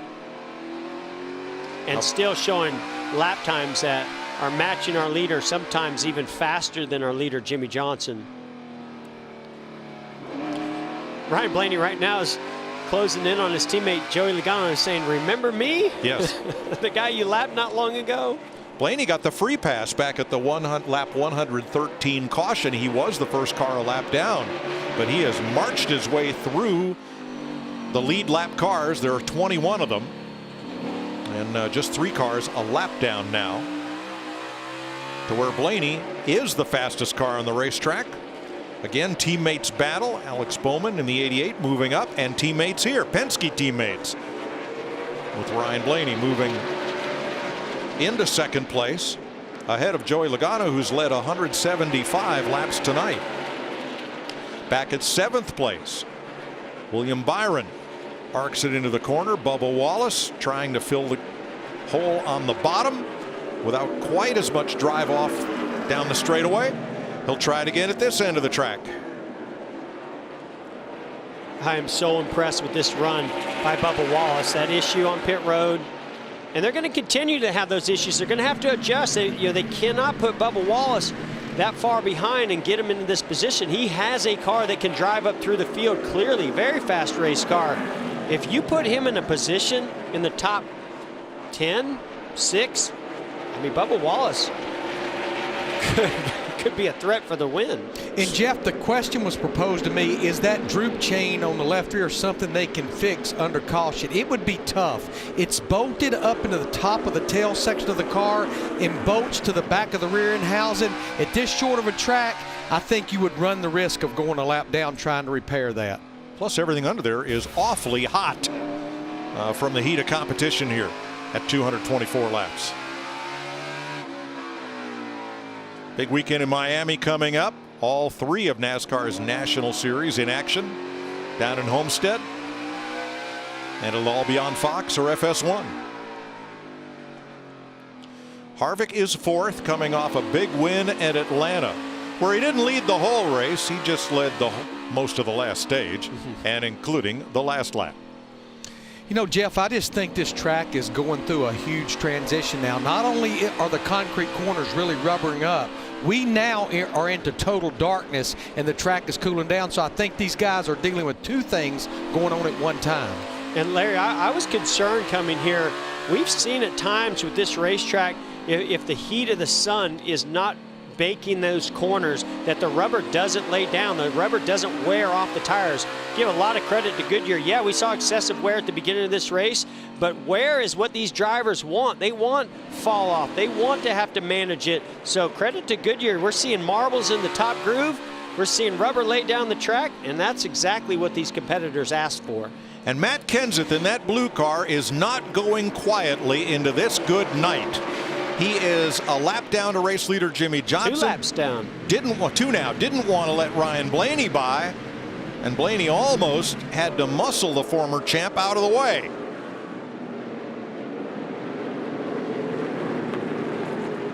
See a little damage to the right rear quarter panel as Jimmie Johnson's now coming up to Kyle Busch and Ricky Stenhouse Jr. to put them another lap down. Well, for Kyle Busch, another lap down. This will be 1 lap down for Stenhouse if Jimmie Johnson can get there. Ricky Stenhouse in the 47, one of only 2 drivers to be penalized so far tonight for speeding. At lap 113, he was too fast exiting the pits. Quinn Houff also got a speeding penalty.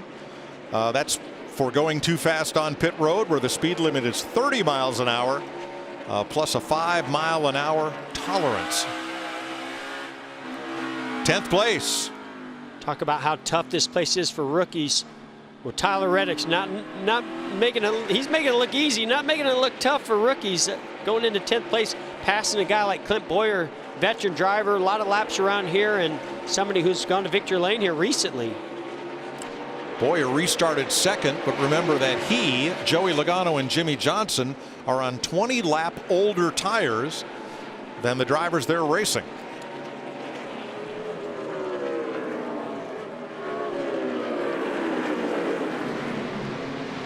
Chris Buescher in the Roush 17, Roush Fenway 17 on the lead lap, just one spot ahead of Ryan Newman.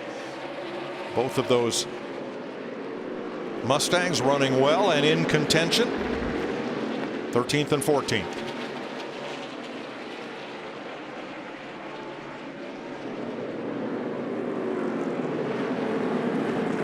This is also something I really like what I'm seeing. Two grooves here at Martinsville, Mike. We're starting to see where that groove is opening up as you see Ryan Newman work the outside of his teammate Chris Buescher and making it work. Look at this. All we see is teammates racing teammates. Byron and Elliott back and forth there, coming up on Reed Sorensen in the 7, who Bubba is laps just went down. by both of these guys. He's in 6th spot. Brennan Poole there in the 15. Jimmy Johnson is about to, yes, he has. He's led more laps tonight than in every other race of this season combined. We're going to take you, Fox, side by side.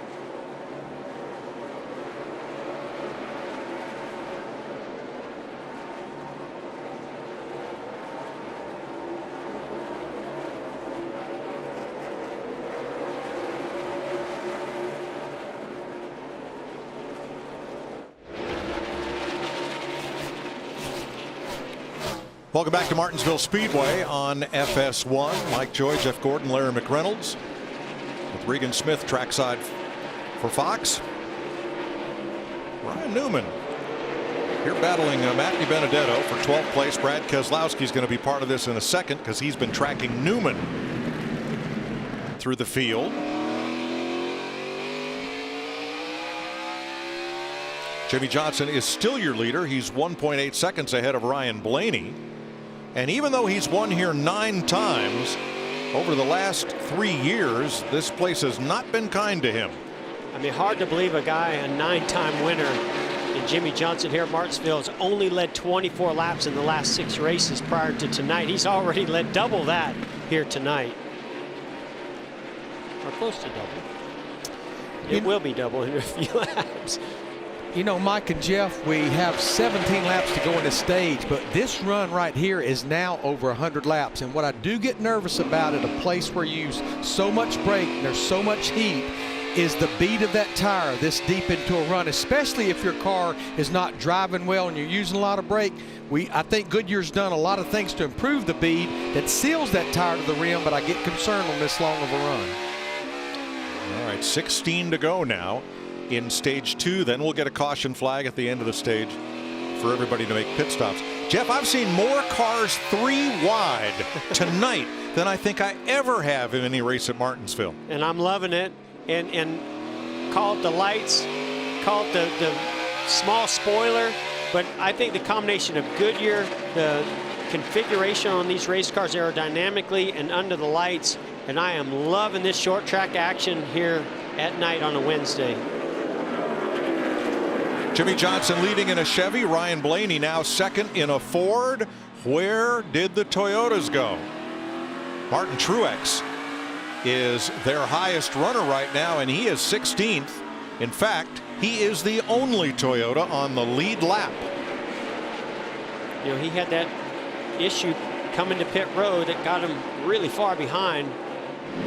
He is making ground. I mean, he's holding steady. He's staying on the lead lap. He's passing cars. So it seems to be different than what some of the other JGR Toyotas are dealing with.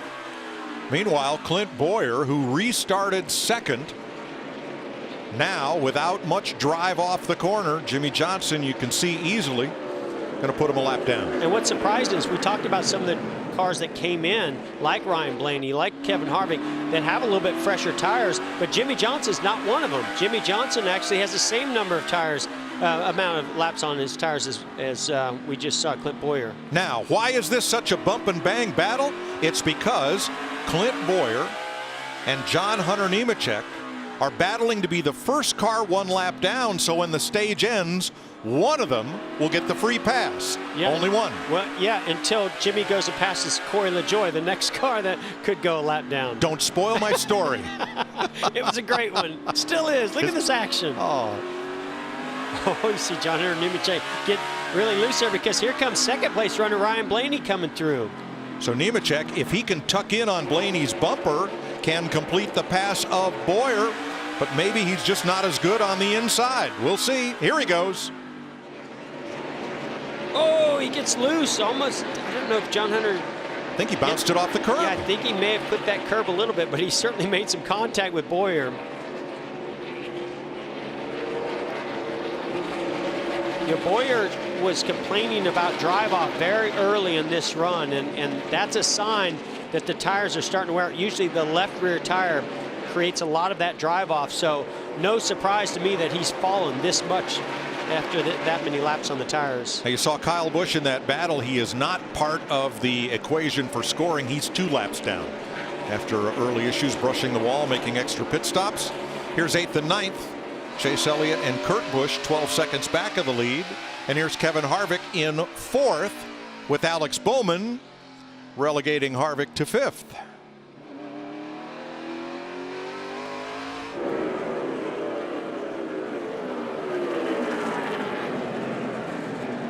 Boy, Kevin Harvick using a lot of front brake there.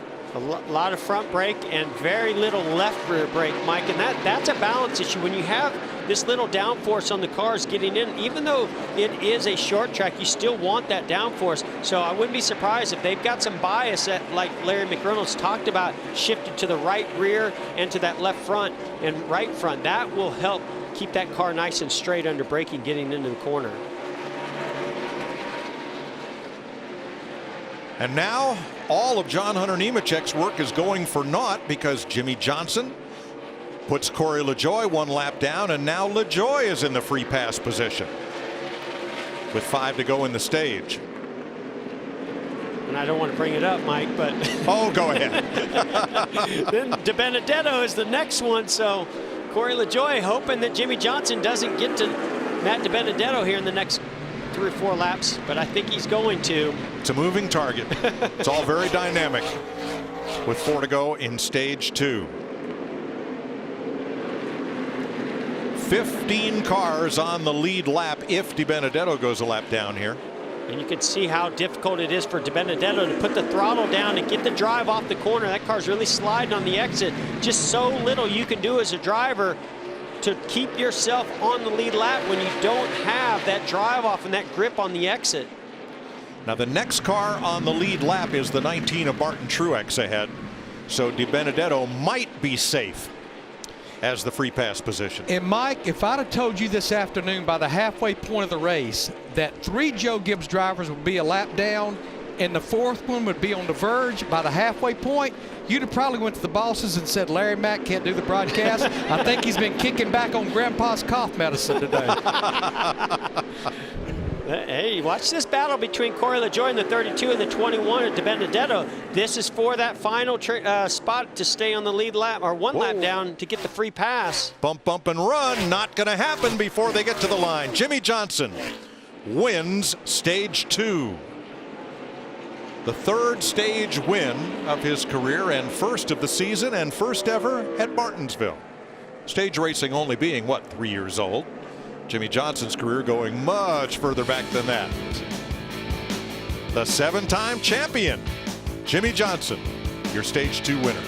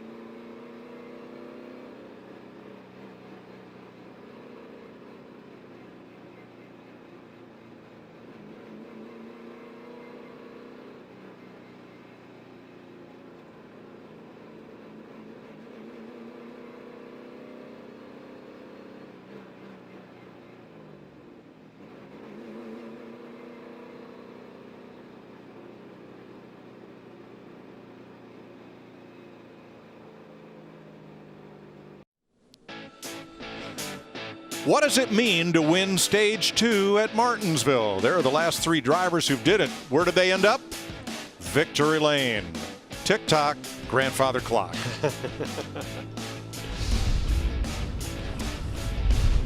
Will that work for Jimmie Johnson tonight? We'll see.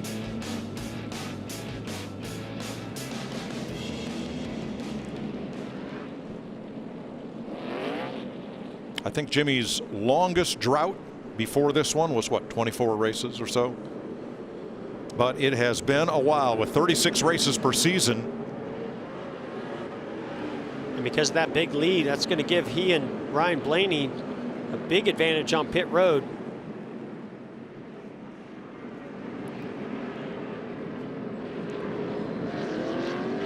Blaney in his box already getting service. And Jimmy Johnson down the way as all the lead lap cars come to pit road. Regan.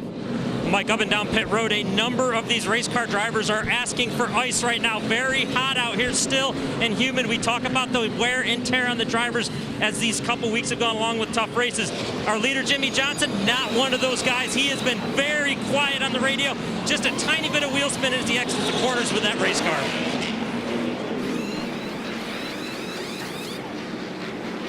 Byron and Bubba Wallace side by side, and somebody's lost a wheel. Loose tire out on pit road. And in a moment, we'll check out, see where that came from. What do you say we dial up stage 2 winner, Jimmy Johnson? Hey, Jimmy, this is Jeff and Mike in the Fox Sports studio. You got us? Jimmy, continue. You both lost on each other. Hey, Jimmy, this is Jeff in the Fox Sports studios. You got us? Yeah, buddy, got you.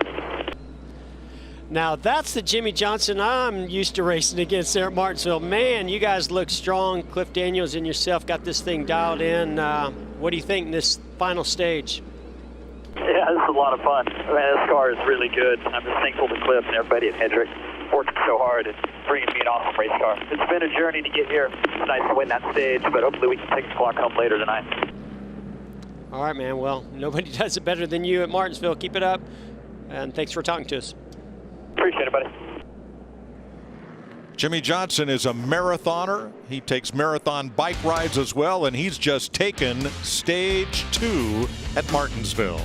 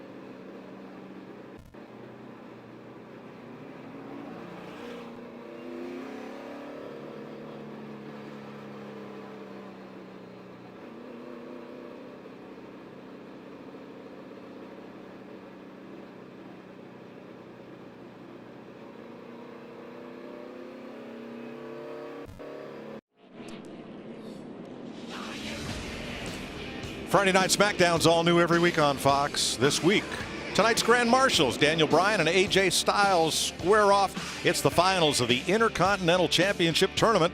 SmackDown Fridays, 8, 7 Central on Fox.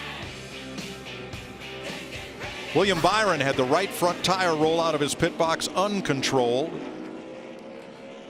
And Reed Sorensen was too fast entering pit road, so they'll both be starting at the tail end.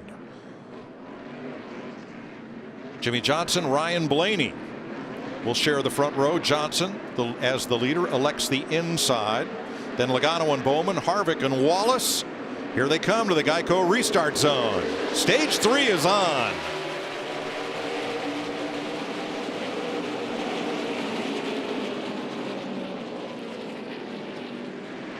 Wow, look at Ryan Blaney on the outside of Jimmy Johnson, going to fight hard to get that clean air and get out front. Mid-corner, Jimmy's got him. Let's see if Ryan gets that run off the corner. And they're still even right into the next one. Yeah, Jimmy was aggressive into the center, turns 3 and 4. But down here in 1 and 2, Blaney's got a little bit of an advantage on that outside. Now, exit of turn 2 is where Blaney might be able to seal the deal. He's close, but not close enough. Jimmy's not going to let him get this easy. He's going to stick his nose right to that left rear tire. Now Blaney's got the lead. And here comes Joey Logano also. Team Penske Mustangs 1-2. Blaney, who has not been to victory lane this year, and Joey Logano, who already has 2 trophies. Now remember, under caution, they pick up all that rubber that lays down on the racetrack. So you're going to see a different looking racetrack, and then you're going to see that rubber start to lay down. And again, we'll see this track change. Oh, a little contact there. How about Brad Keselowski? Fell back early in this race, just like his teammate Ryan Blaney. Now he's up there battling Alex Bowman in the 88 Chevrolet. Yeah, Keselowski got the free pass at lap 130 on the caution flag at the end of stage 1 and has fought his way back. Oh, you got to be real careful there. That right front fender is flared out on the 2 from the contact to the left rear of the 88. That could easily cut that tire down on Alex Bowman. And Bowman has a tire rubbing on the left rear. You can see that little piece on the front, lower front fender there, just sticking out like a knife. And there's that tire rub also on the 88. And also the 6 of Ryan Newman after contact from Corey LaJoie. I mean, and Ryan Preece. That's classic Martinsville, where you're trying to make it really difficult for that driver to get that run, get that late braking move into the turn. So you hold him low. And Corey LaJoie said, no, not this time. I'm gonna stay diving into the corner, and I'm not moving, and ended up moving Ryan Newman out of the way. Larry, this final stage is 240 laps, almost as long as the first 2 combined. How do you want to play this for fuel and tire stops? Yeah, Mike, I think with the give up we're seeing now that the rubber's down, it's not as near as much as it was in the beginning of the race. The last thing you want to do is make a green flag pit stop early at Martinsville, because you will go 2+ laps down. So you want to run this thing as far as you can, which, remember, the fuel window is roughly somewhere around 150 laps. You do not want a short pit at Martinsville. Okay. Now this battle is all for position. Bubba Wallace in the 43 and 8th. Tyler Reddick 9th. Martin Truex 10th. What's iconic about that Bubba Wallace car is the number, and not just that it's 43, but the design of that number is just as it was when Richard Petty was a rookie and then went on to win 200 career victories in the NASCAR Cup Series. By far the all-time record. David Pearson second on that list with 105. Richard Petty's 200 will forever be the standard. Here's a battle for 4th or 3rd position. Kevin Harvick, obviously Jimmy Johnson, not as much speed in the early portion of this run. He just lets Kevin Harvick, and now here comes Chase Elliott to the outside. He just let Kevin Harvick go right on by. Obviously Jimmy Johnson feels something in this race car in these early stages, or these early laps, that he doesn't want to push the issue. He wants to run his own race and race the racetrack. For the lead, Roger Penske's 2 Fords swap it. Oh, now, was that just a little, hey, teammate? Or did Joey maybe put the bumper to Ryan Blaney back in 1 and 2 before that move was made? They're the 3rd Penske car. Brad Keselowski is 6th. Penske 1-2. Kevin Harvick 3rd. Want to take a look at that last pass for tonight's tied clean pass, the pass for the lead.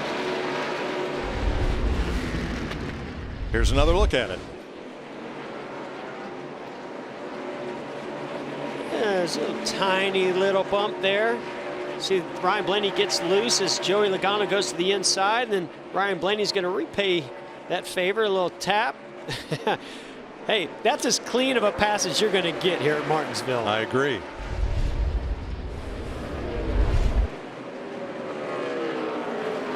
Joey Logano, who led about 170 laps early, back out front. Jimmy Johnson's now fallen to 5th. There's Bubba Wallace in 8th. In front of Reddick and Truex, and trailing Alex Bowman by about a second and a half. Here are the drivers who've led the most laps today. We've had only 7 race leaders and just 10 lead changes.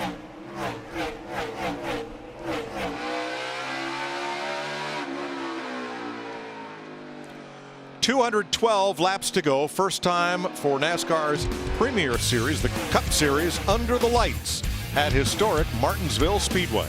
Logano, the leader.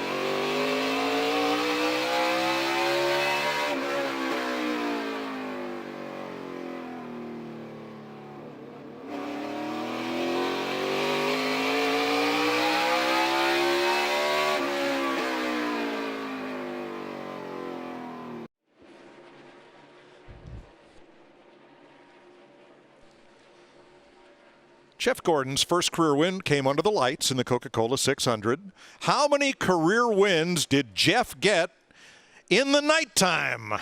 See, I knew that MLB answer. I have no idea about this. Wait a minute. This is about your career.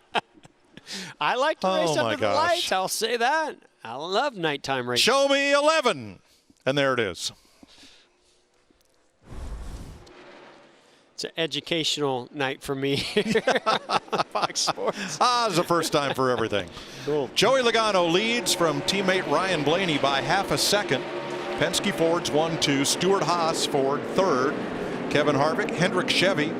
Chase Elliott in 4th. He's the first Chevy, the first Toyota. Martin Truex in 9th, and Truex remains the only Toyota on the lead lap. 16 lead lap cars, and the brothers Dillon have been having a smackdown of their own here over the last few laps. They're both 2 laps down, but they've been trading a lot of paint, Jeff. I mean, hey, they're both fierce competitors, grew up playing a lot of sports together. I'm sure this isn't the first time that they've Still 4, all good, man. had some contact. And more contact. Yeah, that looked to me like Austin, came off the bottom and just got really loose. Austin had a flat tire to start the night and got himself down a couple of laps.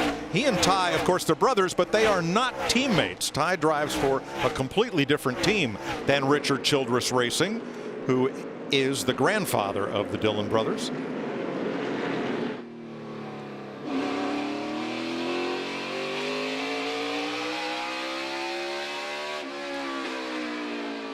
Team Penske, meanwhile, is on top of the world here, counting the affiliated team of the Wood brothers. There's first, second, and let's move Brad up to fourth right here. And then Matt DiBenedetto 16th. So, well, these Penske Fords have come to life. I mean, Joey Logano has been good all night long. He's led the most laps. He's been in the top 5 pretty much all night. But his teammates, Blaney and Keselowski, really struggle. But, boy, they're not struggling anymore. But, Jeff, I just believe they got caught off guard by the green racetrack. No rubber down on it. But what I was impressed, they didn't panic. You know, they didn't over-adjust the race cars. They knew eventually it was going to come to them, and that's exactly what's happened to that 12 of Blaney and the 2 of Keselowski. Fords in the first 4 positions, including the 300 cars. Chevy in positions 5 through 8. Truex's Toyota is 9th, and Bubba Wallace's Camaro is 10th. There's still 16 cars on the lead lap. Back to DiBenedetto. Clint Boyer in the free pass position. 1 lap down. Rotors are glowing on Ryan Blaney as he drives deep into turn 3. Going to go to the outside. Joey's going to let him go. And this is, as a teammate, you're Joey Logano, you want to know what he's doing. If he's doing anything different in the way his car is driving. You can also have your crew chief talk, to their team to see what kind of adjustments they make, what's different about their setup. So right now, Joey Logano's either saying, hey, I don't want to push the car that hard right now, or I want to follow my teammate to see what he has that I don't. Brad Keselowski looking at Harvick for 3rd place. And one of the things I'm noticing on Brad Keselowski. And the Dillon brothers are at it again. And there's Austin Dillon's got a tough road to hoe. Remember at the start of the race when he had that flat, knocked the crush panels out of the car? Well, they're gone. And he's probably 20 degrees hotter inside his car than anybody else is without those crush panels in place. I was going to say, is he hot because of the battle he's had with his brother? Is he hot because that crush panel is gone? And just to clarify what the crush panel is, it pretty much seals the cockpit of the race car in the wheel, the tire area. And there's not a whole lot you can do on a pit stop to try to repair a crush panel that's completely gone. Now, Larry, I'm watching this 2-car, Brad Keselowski, as he's currently in 3rd place. And that right front fender's knocked in a good bit. You can see the splitter almost is pulled up, but yet doesn't seem to be hurting the performance of this car at all. No, he just ran a 21.20 in fairly clean air, and we're pretty sure he got that with Alex Bowman in the 88, and the leader Blaney just ran a 21.27. Yeah, normally that would lose some front downforce and really affect the handling of the car. Maybe his car was already loose, so if it was loose, you lose a little front downforce. Might actually help the balance of that 2-car for Brad. 2 of the 3 Penske drivers have been to victory lane, 2 apiece, Keselowski and Logano. Ryan Blaney, who is your race leader, is the only one of the captain's drivers who has not won a race this year. Yet. I was going to say, we've seen him have some great performances. He's led a bunch of laps, been in position, even at Bristol, the last short track we were at, when he had his issue. I think he was leading when either 2nd place when he had that issue, got into the wall. Your last lap by your Xfinity fastest lap, Jimmy Johnson. Fastest, 89.38 miles per hour. Kevin Harvick, 89.1, and that is just over 21 seconds around this half-mile oval. Brad Keselowski, Joey Logano, Ryan Blaney. Well, a couple of the cars trying to chase them down just a little quicker right now. And it looks pretty obvious to me that Jimmy Johnson has a very fast long run car. And this very well could come down to a very long run, but he doesn't get up and go on those starts, Regan. Well, he doesn't get up and go, and I got to question if maybe this racetrack hasn't gone through a pretty big change, because both the 9-car Chase Elliott and the 48 of Jimmy Johnson have complained their cars are getting tighter right now than they have been all night in the middle of the corners, as we see Jimmy's starting to come to life again right now. And I just wonder if they started really tight on this run, and now it's starting to free up the longer they run, the more those Goodyear tires wear. 185 complete. Coming up, our Credit One Bank ones to watch. Who do you want to watch in these final 185 laps?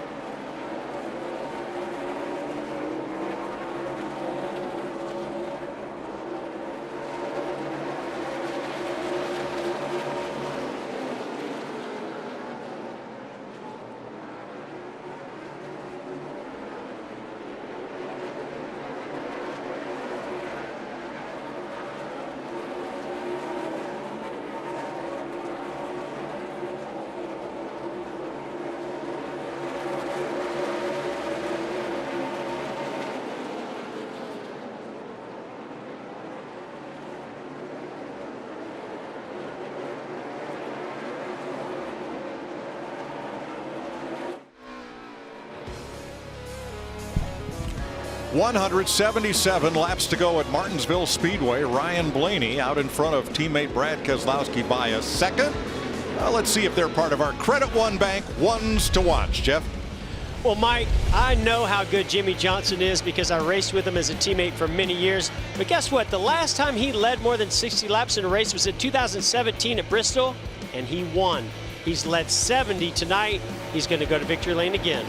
Well, Jeff, I know how good Brad Keselowski is at Martinsville because I've been watching him for the last few years. He came in here with 3 consecutive top 5 finishes, and the last time a driver won back-to-back spring races, Rusty Wallace back in the 90s. Larry, Joey Logano might have a few enemies on the racetrack, but fortunately none of them are around him right now at Martinsville. He's got his teammates around him. He's sizing them up as we speak. Joey Logano, later tonight, he's going to be your winner. Caution out for a spin out with Ryan Blaney leading. He has 3 Cup Series victories, but none with new crew chief Todd Gordon. Win number 4, first one of the season tonight for third generation star Blaney. Those are your Credit One Bank ones to watch, and there is why the caution is out. Texas driver David Starr takes a spin at Martinsville Speedway off the bumper of Eric Jones. Well, I know how that happened. Eric Jones couldn't see where he was going, because if you notice, he had some damage. He ran into the back of somebody and knocked that hood up pretty high. So hard to see those cars in front of you when you've got that hood. Yeah, I saw that. That happened, 150 laps ago. It's been like that a while. And that will be only the 6th caution flag of the night here in Martinsville. Clint Boyer will get the free pass. First car 1 lap down in 17th place. So that means on the restart there will be 16 lead lap cars plus Boyer. Time for everybody to regroup and rethink. One thing I don't think they'll have to think about is hitting pit road for 4 tires, because that's a little over a 50-lap run right there, Mike. So here come, I believe, all the lead lap cars, at least down through the top 15 at least, are on pit road. Regan. Brad Keselowski was one of the happiest drivers that we went back to this low downforce package. It made the cars more difficult to drive. He felt like that would play directly to his hand. Right now, he has got a race car that is too free for the short run. He's very happy with it, though, on the long run as the tires get older.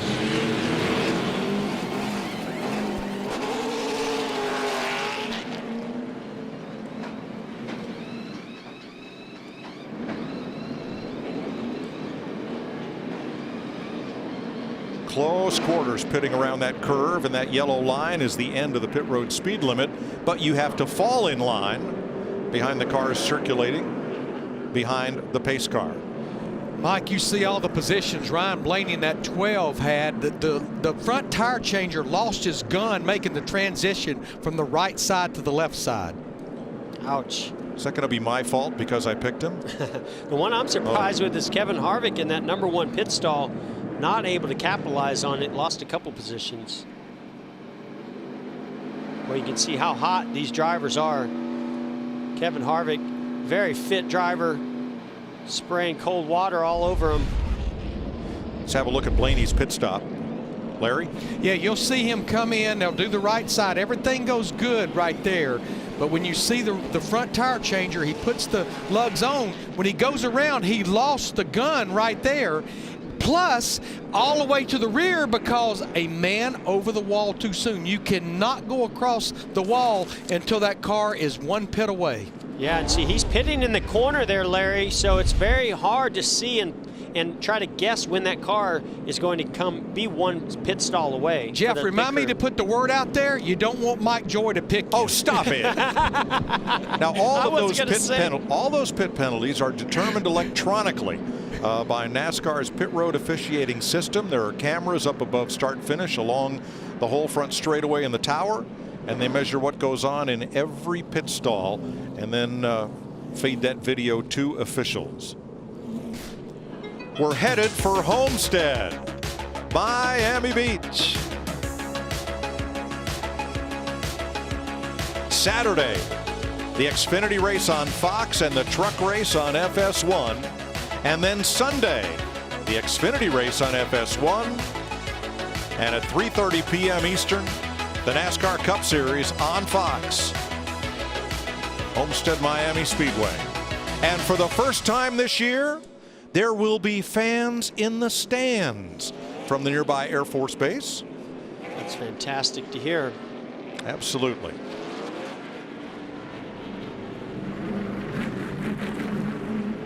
One to go to the restart. Martin Truex Jr. currently in 5th place, and our Toyota top performer. He's the one Toyota on the lead lap with 169 to go. Logano, Keselowski teammates on the front row. Chevys for Elliott and Johnson, teammates again on row 2. Truex with Harvick on the 3rd row. Bowman and Kurt Busch, Newman and Buescher. Top 18 cars on the lead lap as they approach the Geico restart zone.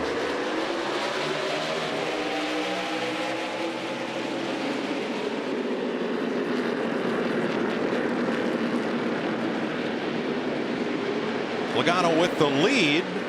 Keselowski in second. Jimmy Johnson looking on the inside with Chase Elliott high. Boy, Mike, I'm really anxious to watch Brad Keselowski in that 2 car. I mean, he has driven from so far back and looked to be one of the best cars at the end of that last run. Curious to see what he can do with his teammate Joey Logano here as he's in second place. Chase Elliott trying to move up a spot. Jimmy Johnson trying to hold him.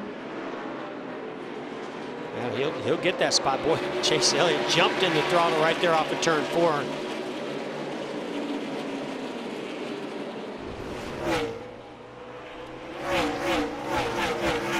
All right, let's have a Wednesday night at Martinsville under the lights. Crank it up. All clear. And nice. Bumper. Number 1.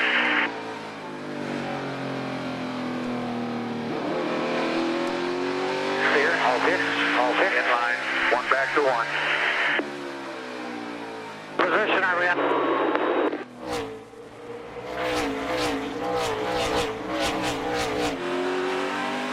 Still bumper.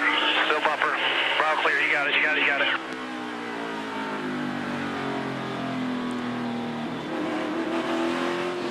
Now you're pulling him. Clear by half.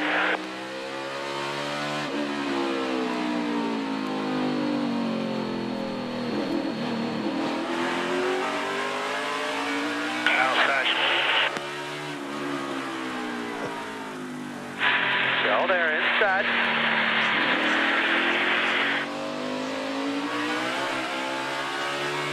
Clear. All clear.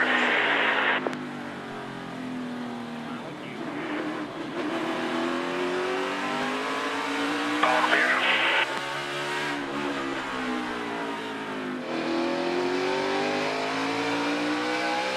For 1 side. Side barely. Clear by half.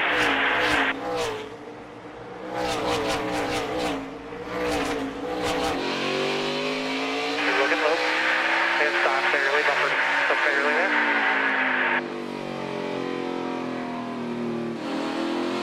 There, bumper. 5 barely. Clear. And 5. Clear. Back inside. Hold on, I'm doing bumper. Clear.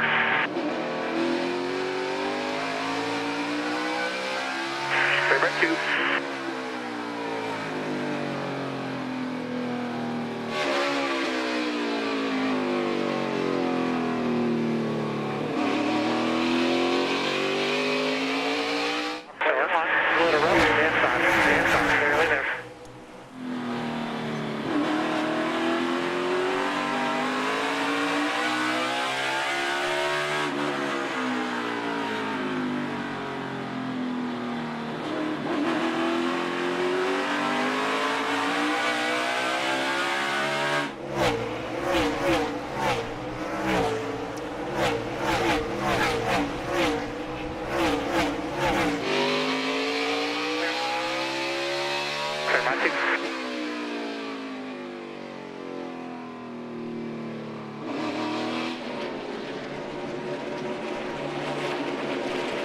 They're your leaders, Joey Logano, Brad Keselowski, separated by just about 2 car lengths.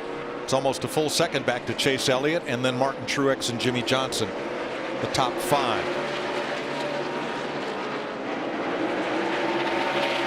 I've been watching this battle. Alex Bowman, Kurt Busch, they've been beating on one another's bumpers quite a bit here these last, 8-10 laps. Talk about a veteran group at the front. Of the top 7 drivers, there's only 1, Chase Elliott, who has not yet been a champion of the NASCAR Cup Series. Now here's Chris Buescher in the Roush Fenway 17, running in 9th. Awesome run for this guy. I mean, you know, he's shown us what he can do in the Xfinity Series and at times in this series. But tonight here at Martinsville, very impressive as Kevin Harvick goes to 5th place, puts Jimmy Johnson back to 6th. You know, I don't know if Jimmy Johnson and Cliff Daniels have gotten behind on the track, but right now, Jimmy Johnson looking for that long run to see if that 48 car has the speed. And then Brad Keselowski, did you see how deep into the corner he drove behind into turn 3 behind teammate Joey Logano? Look how much more speed he carries into the corner. Eric Almirola, 19th. Now he's in the free pass position. First car 1 lap down. And Mike, I know they're fighting battery issues as well on that 10 car, just like his teammate Kevin Harvick in the 4.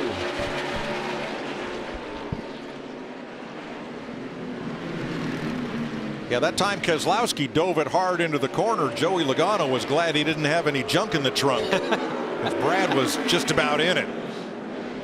And Chase Elliott, he wants to be part of this now 3-car battle for the lead. Oh, this is getting good right here, Mike.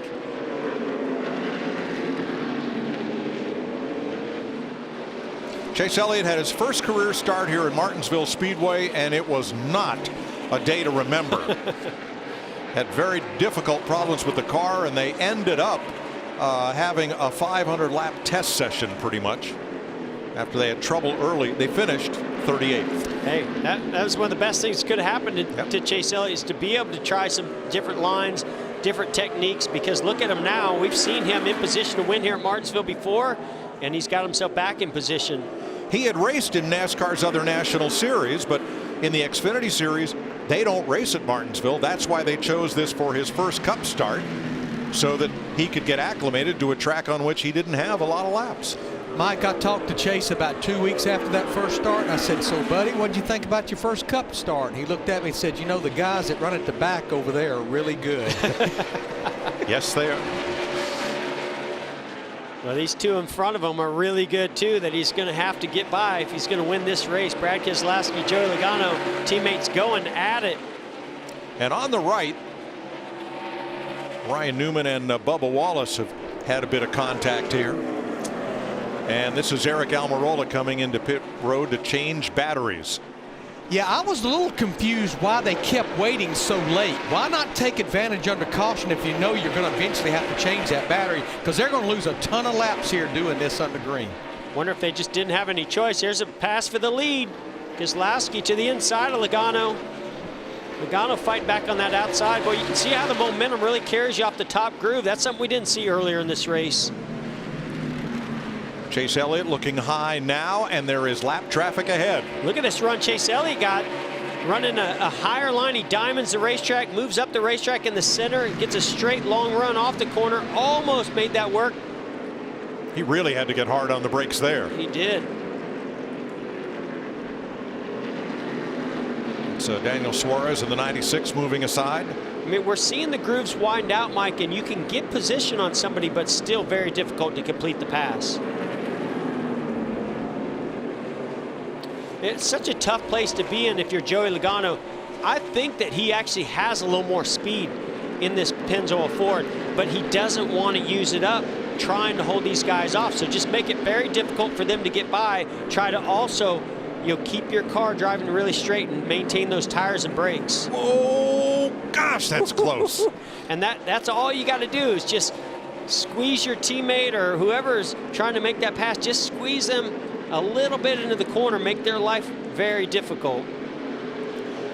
Larry, you said earlier you want to run this stint as long as you can before coming in for fuel and tires under green.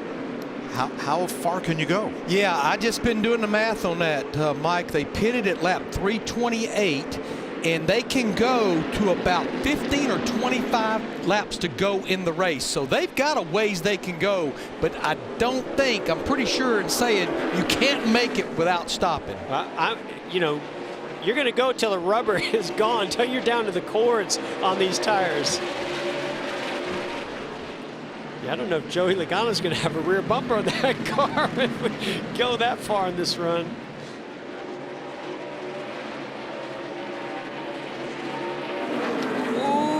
Wow, right there.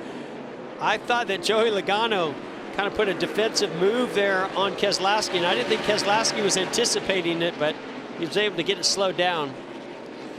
And now in heavy traffic once again, and these leaders don't want to fool around. Right now it's a 3-car battle for the lead. It could soon be 4. And I think it might be, Mike, because while all this is going on, these guys are battling it out. Don't look now, but there he is. Martin Truex Jr. just came into the picture. Heavy traffic ahead. Denny Hamlin and teammate Eric Jones side by side right in front of the leaders. Will that clog the track up enough for Truex to come to the party? And Mike, you know Denny Hamlin at 11, he does not want to go a second lap down. That pretty much would end his night. That's Hamlin in the 11, just in front of the leader, Logano.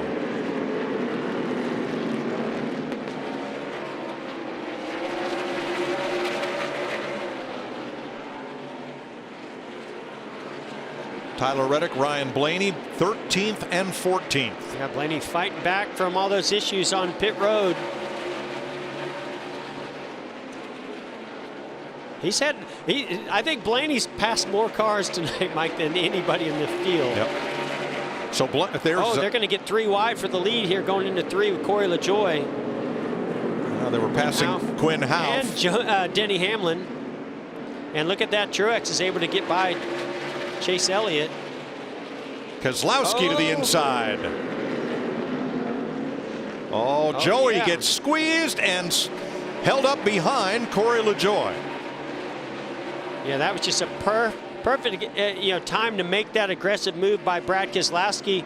Gets to the inside of Logano, uses a lap car to pin him, and now here comes Truex. LaJoie trying to stay the first car 1 lap down, but here are the other lead lap cars. Truex and Logano second and third going by.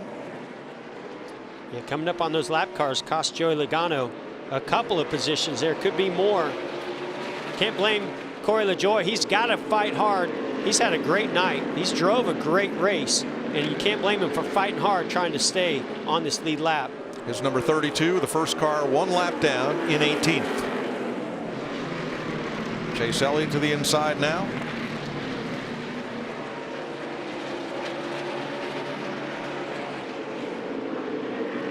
This allowed Keselowski to get away a little bit.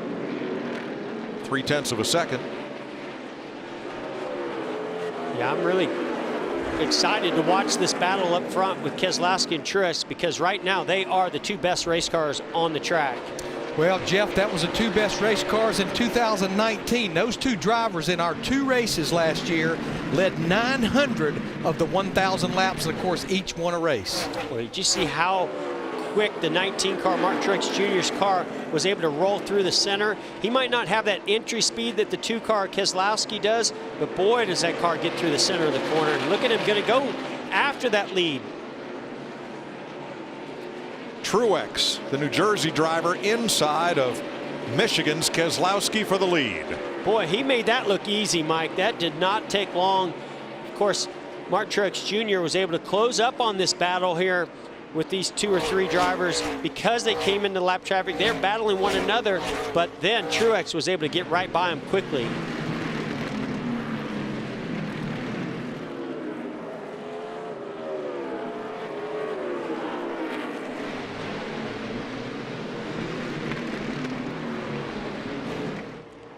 Martin Truex starting to drive away. Even though he came out of the Busch North Series and then the Xfinity Series and had a lot of success in both on short tracks, up here in the Cup Series in his first 80 starts, no wins, a lot of laps led, but an average finish of 19th. In his last 5 short track races, 3 victories, 800 laps led, and an average finish more than twice, more than double what he had previously. Regan? Well, Mike, we've been talking all about fitness and how hot it is out here tonight. I had to search up and down through the garage area to find a driver that had the same fitness plan as me when I was racing. I found that guy. It was Martin Truex Jr. He said, I don't do anything. I just drink water. I said, Martin, you always look fresh when you get out of the race car. For whatever reason, this is one guy. It doesn't matter how hot it is on the racetrack. He is very, very fit inside that race car and doesn't even work out. Hey, that's an outdoorsman for you right there. That'll keep you in shape. Hey, Jeff, one thing that I've noticed about that 19, you talked about the aerodynamics of the 2 car earlier. When I look at that chunk out of that right front fender, that's cooling that little old right front tire down a lot, which can be a huge advantage. Great job spotting that, Larry. I think you're right. I think the advantage or the disadvantage on the aerodynamics is being overcome by cooling that right front tire down. Now that area got pushed in earlier, and on a pit stop they sawzalled off that part of the nose piece. I think all these engineers are going to be watching this and learning and maybe adapting the next time they come back to Martinsville. Well, I told Earnhardt one time before he went out for final practice, I said, let me beat the nose up with a hammer. And he said, why is that? I said, because I know the damn thing's going to be that way by lap 10. Yep. This racetrack will do that to you. Look what it did to Alex Bowman on the front of his car. Oh, man, Kevin had to jump out of throttle. Did he have a problem right there? Did it jump out of gear, Jeff? I know, it sounded so strange. It's almost like that locker was acting up, but he jumped in the throttle, came up off the concrete, and the car just seemed to stop on him. Oh, maybe he had something to do with the lap car. Yeah, they made contact with the 53 of David Starr.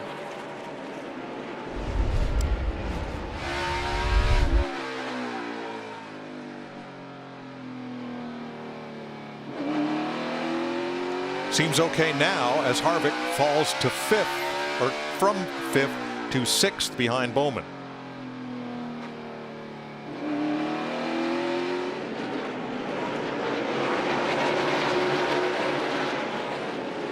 See a little bit of that damage to the quarter panel of the 4 car. At Martinsville, you call that casual contact. Yeah, that's definitely casual contact.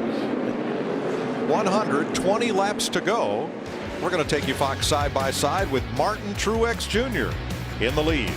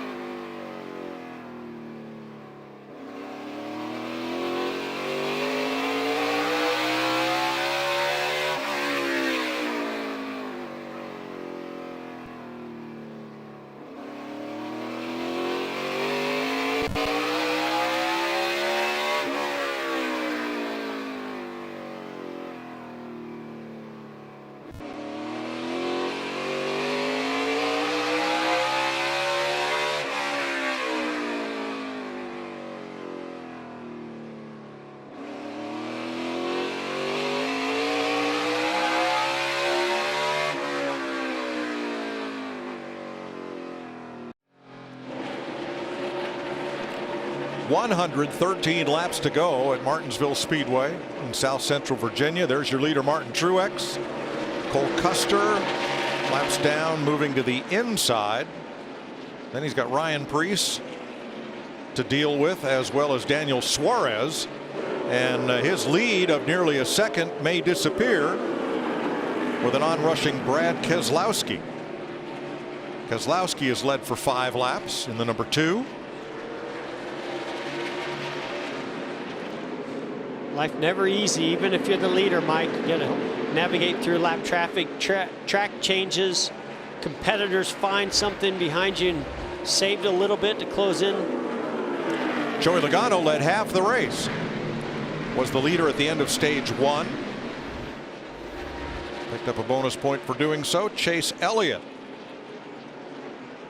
in 4th place. He's 3.5 back. And his Chevy teammate Alex Bowman in 5th, 5.5 back. And Jimmy Johnson, who led 70 laps and for a while drove away from the field, currently is in 6th place, 6.5 seconds back. Regan. Mike, Jimmy came over the radio a little while ago, absolutely puzzled as to what's happened to this race car. He was so fast not too long ago, doesn't know why he's lost the speed. The car's a little snug in the middle. That's really the only thing he can say about it at this moment. This team dug really deep in their notes to work on setup for this year too. Cliff Daniels told me that they went all the way back to 2008 studying Jimmy's trends and everything that he's done over those course of those years to get ready for this weekend. Wow. Looking for an edge. Sunday's winner in Atlanta, Kevin Harvick, in 7th, 7.5 back. I mean, having kind of a Kevin Harvick Martinsville day. You know, this has never been one of his best racetracks,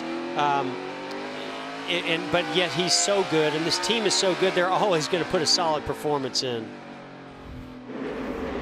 And Matt DiBenedetto for the hometown team, the Wood brothers, who for years and decades raced out at Stewart, Virginia, now down in Concord, North Carolina, getting passed by Ryan Newman, having a solid top 10 run, and the number 6 for Roush Fenway.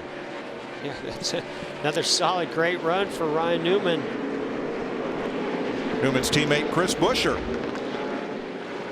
nails down a top 10 spot with 106 laps to go. In 11th, Ryan Blaney, who led 34 laps tonight and has now picked up 7 spots on the restart after a bad pit stop.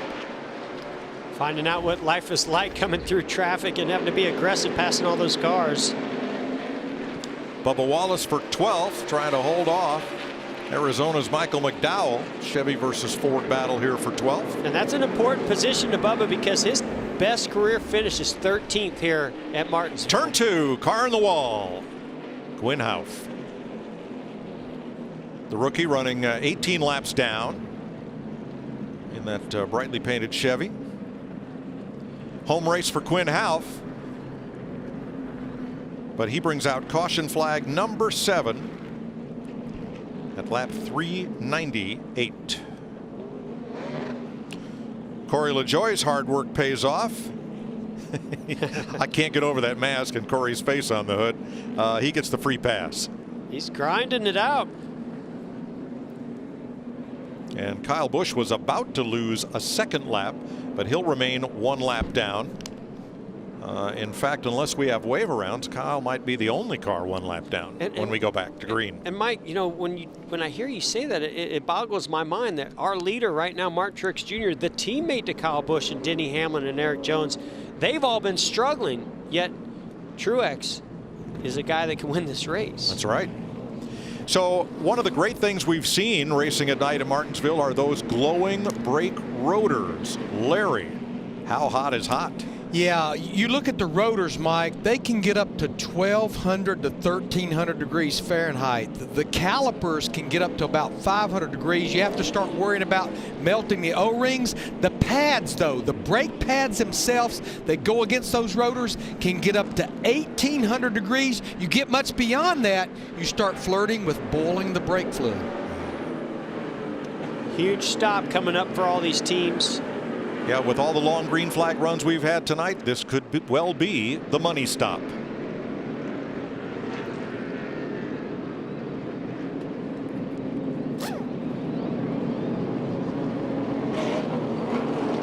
Regan? Well, expectedly, Martin Truex Jr. very happy with his race car right now. It got just a little bit free right there. Crew chief was giving him detailed information on how many laps that run was and how many laps the end of the race will be so he can manage his tires. Brad Keselowski, that race car, too loose on the short runs. He needs it to be a little better early on in runs. Martin Truex takes off from that pit stall just before the turn 1 curve. He won from that pit stall last fall. And now blends up into traffic and is first off pit road. If everybody on the lead lap stopped, he will retain the lead.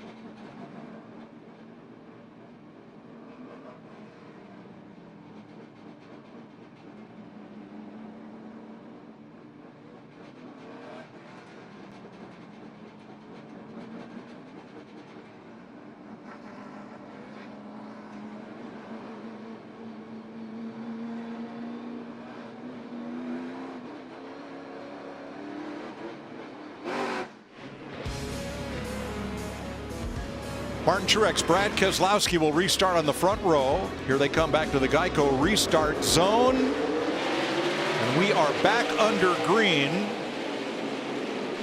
Minus Austin Dillon, who has been helped from his car.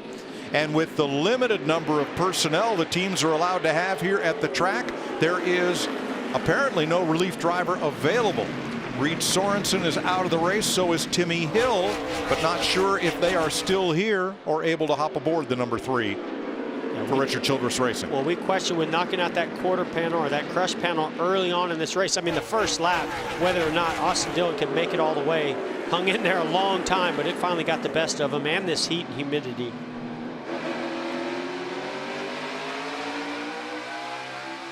Truex with the lead, Logano second, Keselowski, Bowman, Elliott, and here's Jimmy Johnson trying to hold off Kevin Harvick.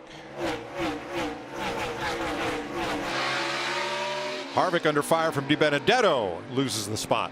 Yeah, clearly, I think Harvick had some kind of an issue there coming off the corner because he was right there with Jimmy Johnson. Then he lost a bunch of spots. That team's been having some battery issues. Ryan Blaney trying to get back to the front here. Goes to the outside of Johnson. This move. Wow. Jimmy checks up early, goes to the bottom, and Blaney just goes right by him on the outside. My goodness.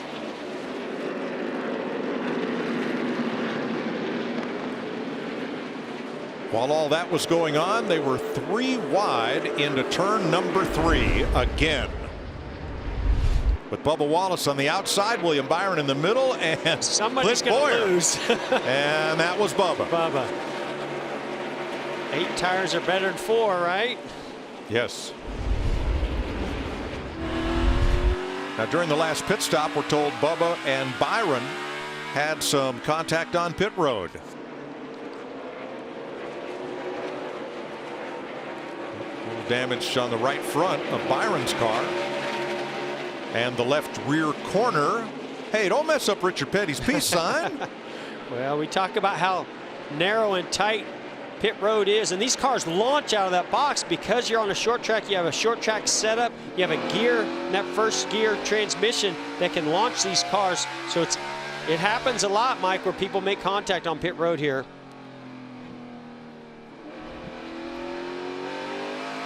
Kurt Busch grinding it out once again, trying to get up and make a pass on Kevin Harvick. Kurt finished 6th on Sunday at Atlanta, but it was a hard-fought 6th to be the first Chevrolet in the race.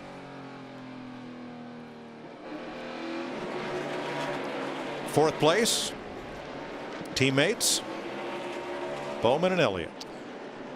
Saw a pretty significant tire rub. You still see a little bit of a haze coming from the left rear of Alex Bowman.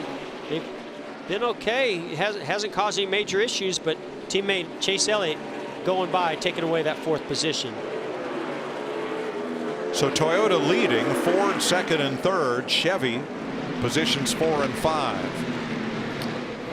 I think one car, Mike, that stands out that could maybe run with Truex. Logano's given a great run. That 12 of Ryan Blaney. He's had to pass more cars tonight than anybody else in the field. We've seen him get up there and lead this race. If he can get back to Truex, whether it's this long run or another caution comes out, I think he could put up a heck of a fight.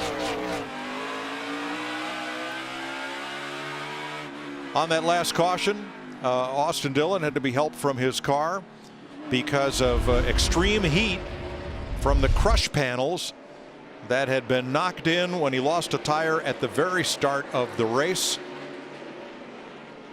So Dillon being aided there, and that car has gone behind the wall. It's a tough, exhausting race under normal circumstances, but breathing in those fumes, losing all those fluids. And this is live, just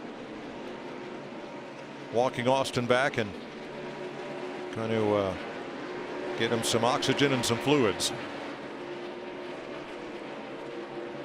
And the grueling schedule, Mike. I mean, racing this much, this is these drivers have never had to do this or go to some of these tracks at this time of year where it is hotter and more demanding. And his wife Whitney about to give birth. The baby due this week. So a lot going on for Austin Dillon. Hopefully he quickly recovers from tonight's heat. See this battle here for 8th spot, Kevin Harvick in 8th. You see Kurt Busch in 9th, Jimmy Johnson 10th, and ahead of these guys in 7th spot. How about Matt DiBenedetto? Well, it's always special when the Wood brothers race at Martinsville. For many years, most of the David Pearson and Neil Bonnet years, the Wood brothers ran all the super speedways, the high-paying races, but the only short tracks they raced were Martinsville, right here in Henry County, kind of in their backyard. When Glenn and Leonard Wood ran the team, they would always come to race at Martinsville Speedway. So being that the Woods are from Stewart, Virginia, this speedway is always special to them. And even though it's now the 2nd and 3rd generation of Woods, they always put on a great effort here. And Matt DiBenedetto's done a great job running in 7th.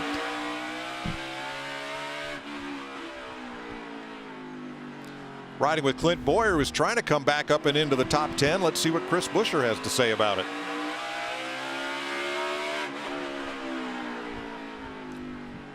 $80 laps to go.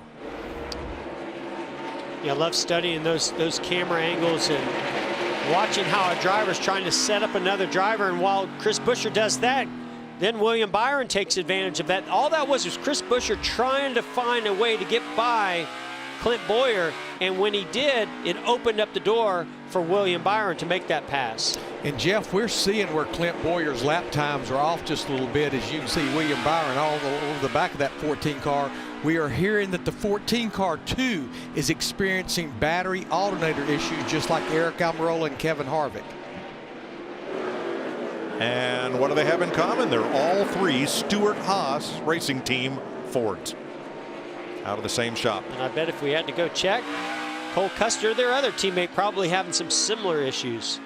Here goes Chris Buescher now to the inside of Boyer after William Byron made that pass. Buescher in the 13th.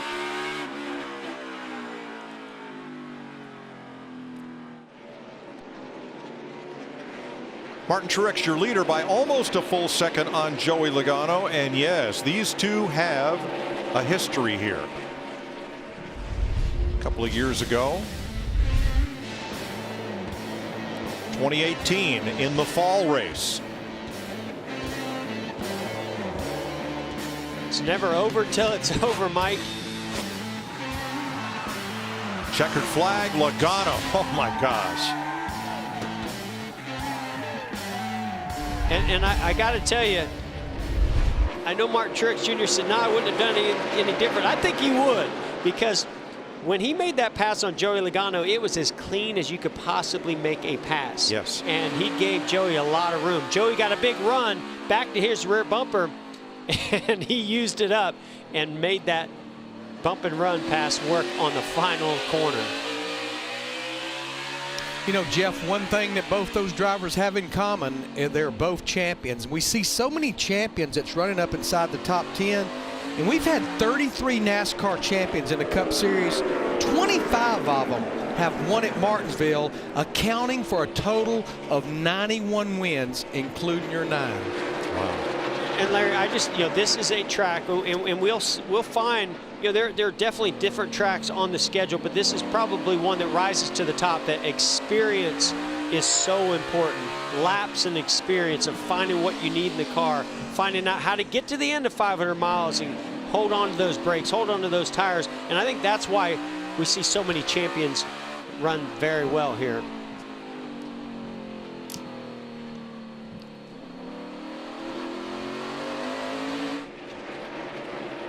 Martin Truex out front. Earl Ross, we mentioned early in the telecast, gave Canadian crew chief Gordy McPeachin his first win here. Martin's Canadian crew chief Cole Pearn has now returned to his native Canada. So here's Martin looking to give his Australian crew chief James Small his first victory at Martinsville.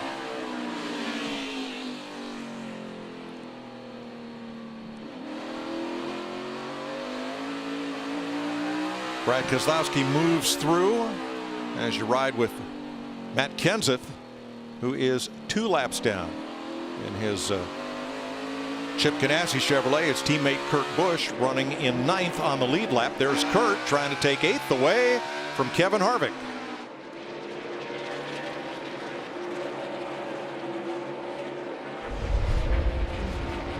Eighth place changes hands, and here's what set that up. Oh yeah, he got wheel hop. He went into turn 1, got on the brakes, probably got a little bit of wheel hop, but he certainly got really loose. Sent that car sideways getting into the corner, and I mean, lucky to just keep that car going straight, let alone just lose one position. So what happens to make the car wheel hop going into the corner? Yeah, so when you go in the corner, depending on that brake bias, you put a lot of weight on those front tires. They do most of the work in braking, but the rear tires get very light as that weight transfers forward. As you put wheel into the corner, you transition from pavement onto the concrete. Very easy for those rear tires to start hopping and skipping into the corner and just basically losing grip. Third place battle there is Brad Keselowski. Best friends Chase Elliott and Ryan Blaney right behind him. Well, best friends off the racetrack. Not best friends right now. They're going at it. These guys are fierce competitors when it comes to racing.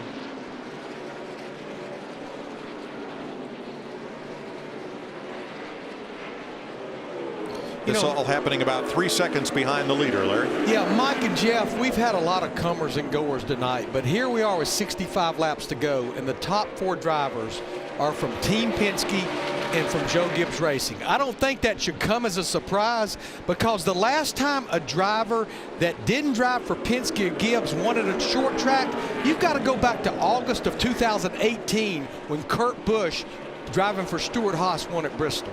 Wow. Wow.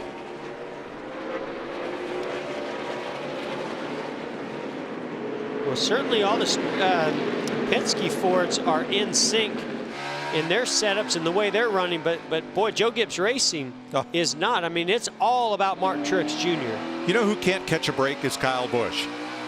Back on the last restart, he was the only car 1 lap down.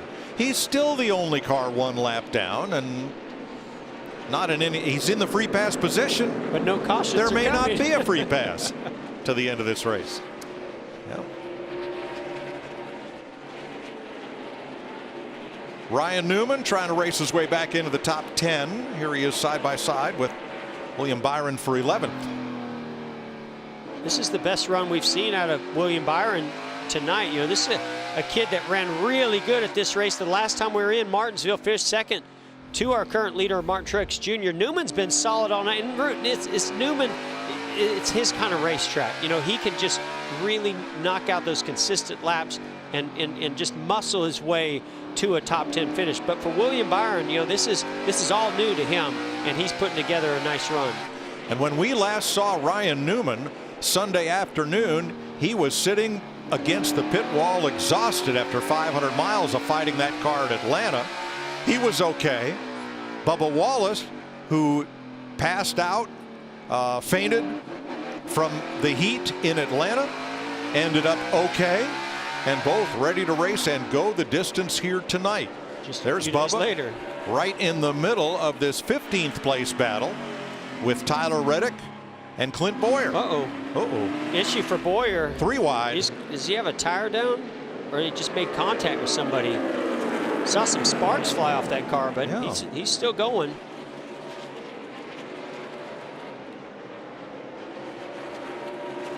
We heard earlier all the Stuart Haas cars, at least 3 of them, the ones driven by the veterans, having electrical issues. Don't know if that's a part of it. Oh man, Bubba putting the front bumper to Tyler Reddick, gets him sideways off of turn 2 there. He's going to make that pass. Not without paying a price. I think Tyler Reddick's probably not too happy about that. Well, Bubba said he was going to use that bumper, but with compassion. That's right. Tonight. And love. And understanding. And understanding, yeah. I hope Tyler understands. Exactly. In fact, that same message is on the back of the car, so Tyler will get a good look at it. Yep. Second place, all 3 Penske cars in a row, and they all want second place. Well, I know Brad Keselowski, he wants first place, and he has a fast race car, but he's going to have to get by Joey Logano here pretty soon if he's going to run down our leader, Mark Truex Jr. There he goes. Ryan Blaney tonight, Racing Insights just did the stats. He has made 44 passes tonight on lead lap cars. Never mind going by the lap cars. Don't say it's a single file non-passing racetrack. No. Not for Ryan Blaney, because and it's not been in general. This has been about as good a racing as I've seen at Martinsville. Yeah, a number of people expected that with the nighttime and the cooler temperatures, it might be a lot of single file. It's been anything but. And I give a lot of credit, again, NASCAR, these teams, and Goodyear. I think all 3 of those combinations have really lined up to make this a great race. And I'll single out Goodyear. They brought a new tire here to this racetrack, one that would have a little more wear, maybe a little more grip to make up for the lack of downforce, with that rear spoiler only being half as tall as it was a year ago. And as Blaney moves ahead of Logano and into 3rd, right now, Ian Keselowski and Truex are the 3 fastest cars on track.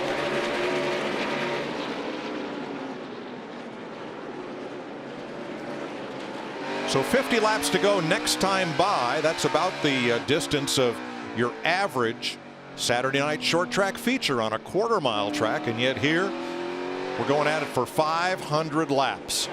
These 2 have been going at it all right. Ryan Newman in the 6. That Roush Ford. See the exalted number 24 Chevrolet from William Byron trying to make that pass. Ryan Newman leaves the door open. He's running that high line. Pass me if you can, William.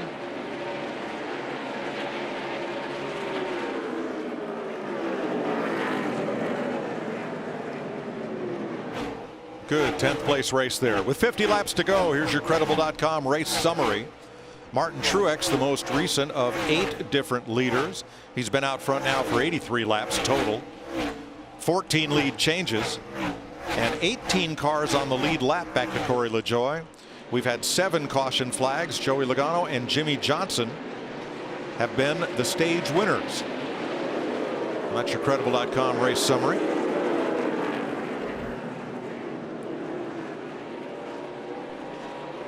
Yeah, here's the battle that's heating up right now, is that battle for second place. I think Blaney's a little bit faster than Brad Keselowski. See if he pushes the issue. And here's that battle continued for 10th place. Ryan Newman and William Byron.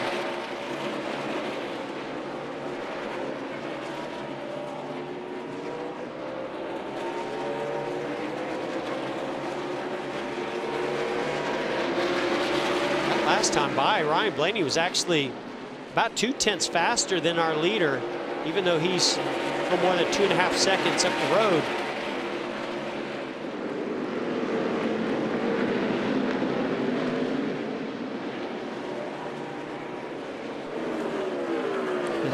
Maybe a little frustration kicking in there from the young William Byron.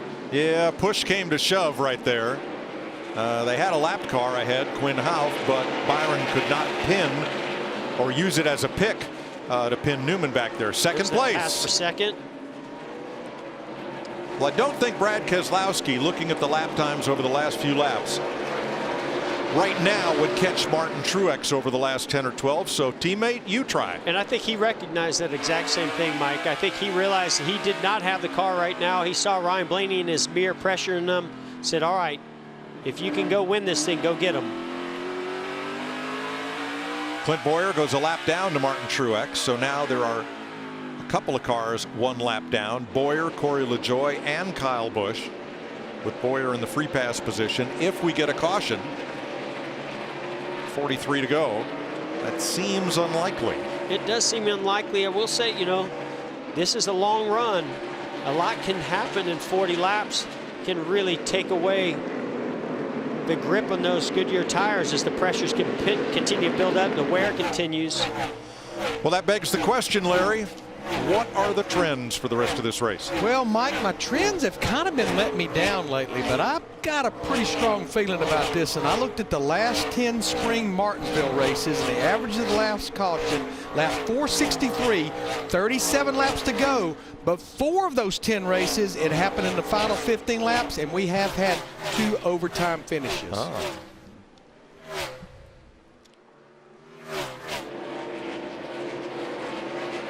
Denny Hamlin's had a tough night, 2 laps down.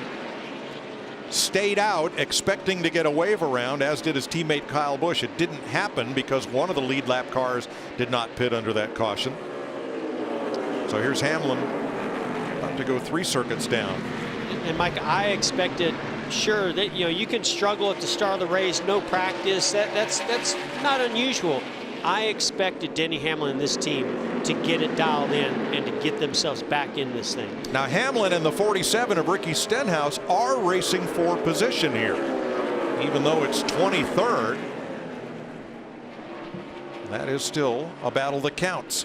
And Mike, the problem for Kyle Busch at 18, his teammate, now that we've got into this long of a run, our leader, Martin Truex Jr., just continues to put other drivers a lap down. So now Kyle is not the first driver a lap down. Right. 9th place, Jimmy Johnson, William Byron. Low contact, his teammate. Oh, come on, William. A little respect for your elders, please.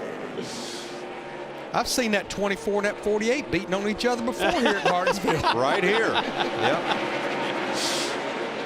Maybe once or twice. If you're going to do that, though, you want it to be coming down to the win, the final laps. But great run by William Byron. Johnson just has not been able to recover since they got behind, you know, he was so good, so strong in that one long run as they stayed out, got track position, and just since then, the car just never has reacted quite the same for Jimmy.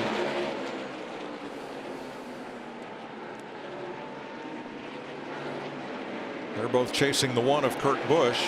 Next car ahead in 8th place.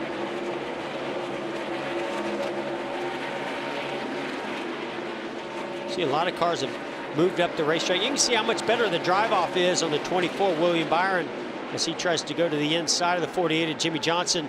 But his car just has this nice launch. I think Jimmy's really lost the grip and the drive-off on the corner, on the exit of the corner.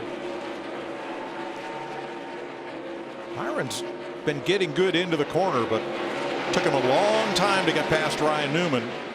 Really had to work at it, and the same is true right here with Jimmy Johnson as they close in on J.J. Yeley. Yeah, and they'll be able to use J.J.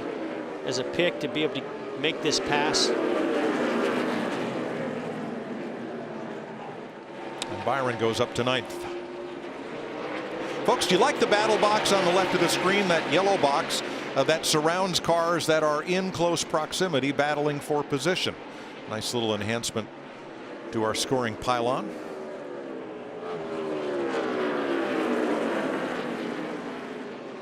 .32 to go, and Martin Truex is now by at least several hundredths a lap pulling away. I was going to say, no battle box yet up there for the first 2 spots. Really, Truex, these last few laps, has been able to gap himself back to Blaney. So there is your leader, Blaney. Here's what 3.9 seconds looks like. Truex back to Blaney. Yeah, an eternity is what that looks like, Mike, with 31 laps to go. Yeah, from here to eternity is the length of the front straightaway. Jeff, you had so much success here, and we actually had Martin Truex Jr. in that 19. We had him on our Race Hub pre-race show, and I pointed out to him his first 23 Cup races here, it didn't bear a lot of fruit. And you look at the last 5, it's like someone's flipped a switch. And I asked him point blank, I said, I know you're only as good as your car, but what started clicking for you here? He said, I finally figured out what to tell my crew chief I needed in that race car.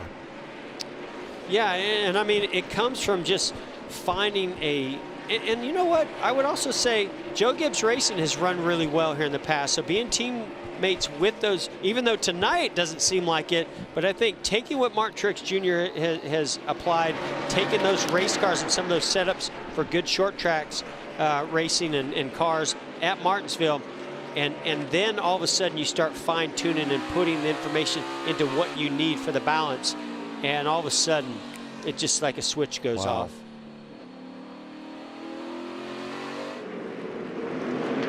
Bubba Wallace right now, last car on the lead lap. He is in the top 15. 16 seconds back.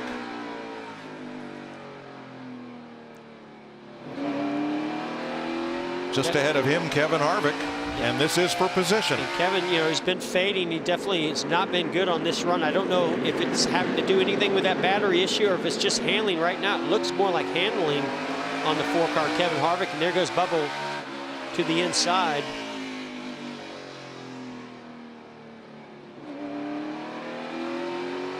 That peace sign on Bubba's car that Richard Petty designed is made up of outstretched hands reaching toward each other of different colors. Well, before it got dented, that's what it looked like. Slow car back straightaway. May make it to pit road. And that would be Eric Almirola, who had battery issues early and is off the track now. I don't think this is the first time he's been on pit road to address those battery issues. So we stay green with 24 to go. Martin Truex Jr. has now led 108 laps, second most among all drivers. He had a commitment box violation. He drove over that orange box that's painted at the end of the white line that determines whether or not you must pit, depending on where you are on track at that moment. They had a bashed in front valence, had to sawzall the right corner off of it. Not a bad thing. As he ran to the lead and has now been out front for 109. Joey Logano has led 234 laps, but is now in 4th and 3rd among the Penske drivers behind Blaney and Keselowski. Yeah, that outer piece of the right front fender being gone has not hurt Martin Truex Jr. at all. If anything, maybe helped him by keeping that right front tire a little cooler than his competitors. Ty Dillon just ahead.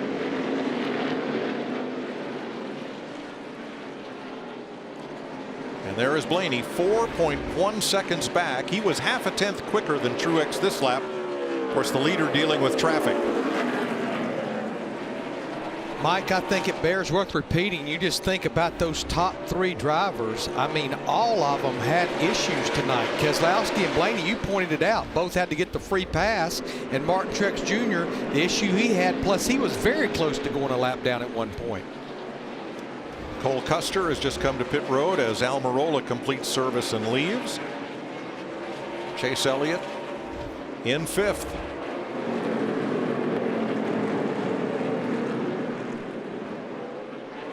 Alex Bowman in 6th. Matt DiBenedetto in the 21-7th. Pretty much every car we've showed so far, Mike, has damage somewhere on it, but not Matt DiBenedetto. He's put a very clean race together, and that's why he's in 7th place. Now that pit stop by Eric Almirola is going to take him out of the top 12 in points. And why is that significant? Because the starting lineup for the next race, the top 12 starting spots are determined by a draw among the top 12 in owner points. And who moves into the top 12? Jimmy Johnson. Right now. Now currently in 11th with Boyer 12th as they run.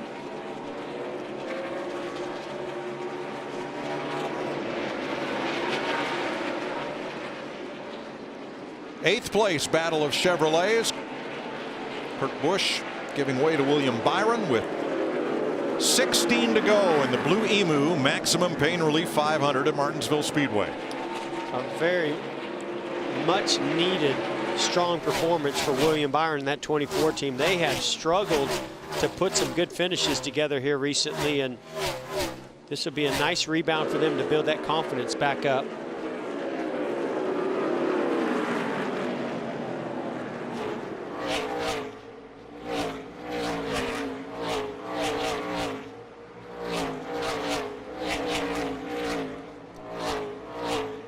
Michael McDowell for Front Row Motorsports, 14th.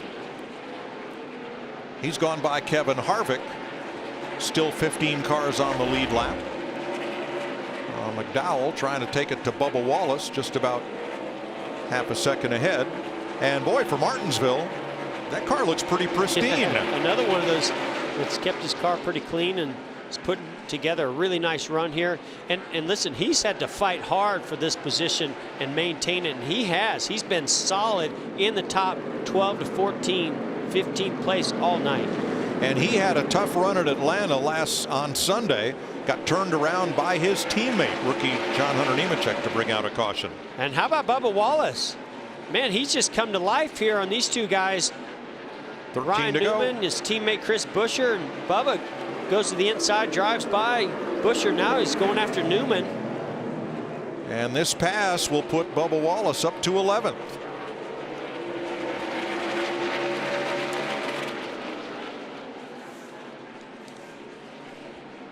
Tenth place car is Jimmy Johnson. They're about 6 car lengths ahead of Bubba. You see Bubba Wallace putting some qualifying laps together here in these closing 11 laps. And he's about to have his best career finish at Martinsville. Previous best 13th last October. Well, he said this is his favorite racetrack. Very special day.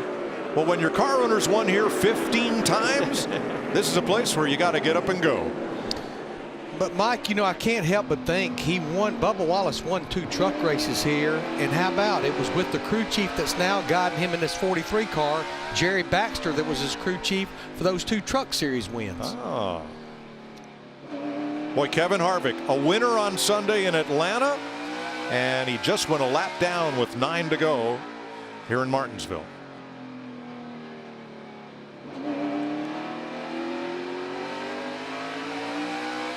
Sunday, we're in Miami. on Fox as the 2020 season continues. Mike, you know, this place has a way of rewarding you and it has a way of humbling you.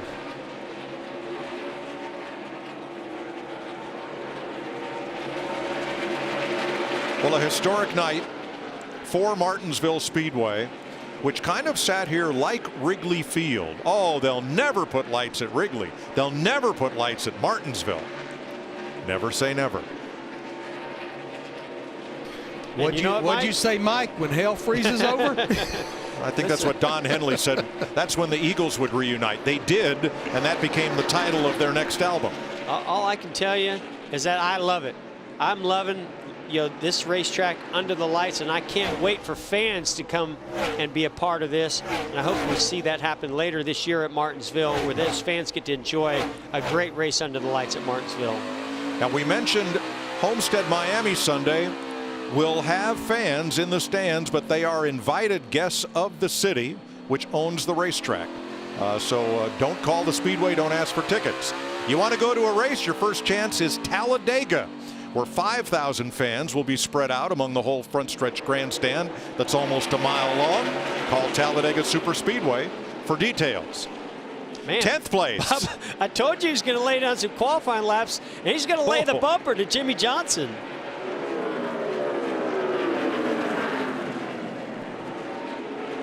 Wallace to the insides, might have tickled the curb, slipped up just a little bit there. Eric Almirola slow in turn 2, and he's going to make it off the track. 3 to go.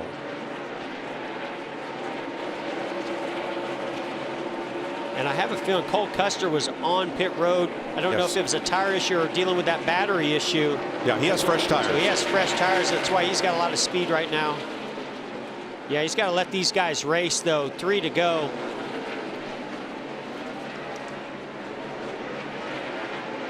Out in front of Ryan Blaney by 4.4 seconds, though, is Martin Truex.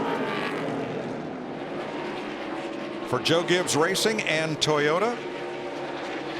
Around the corner, the white flag waving. 1 lap to go, sponsored by Credit One Bank.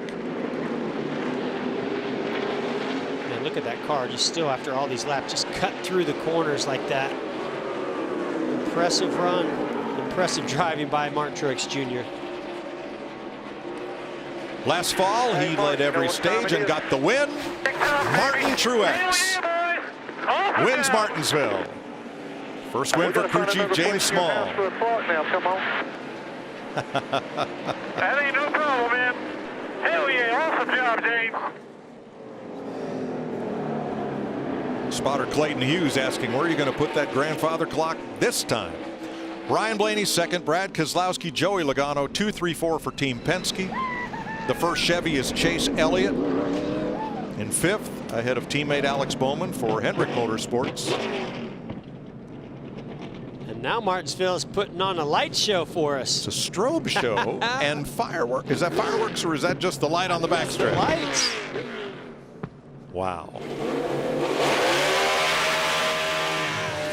27th career win for Mayetta, New Jersey's Martin Truex.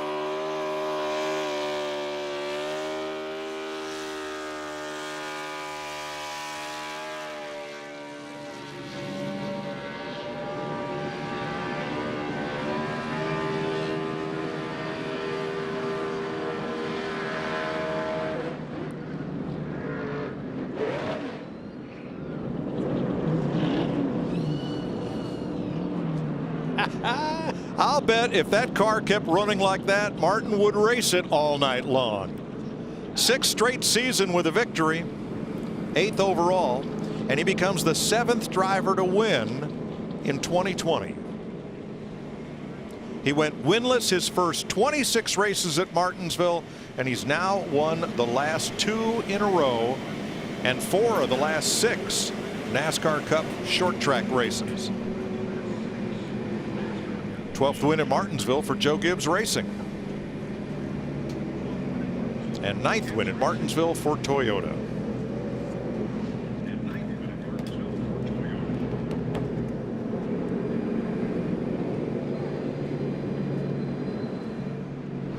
Regan's in victory lane. Martin Truex Jr., wow, what a performance. You have a penalty early on in this race. Next thing we know, here is the 19 car taking the lead again. It looked like the fall race all over again. What is it about you, this team in Martinsville?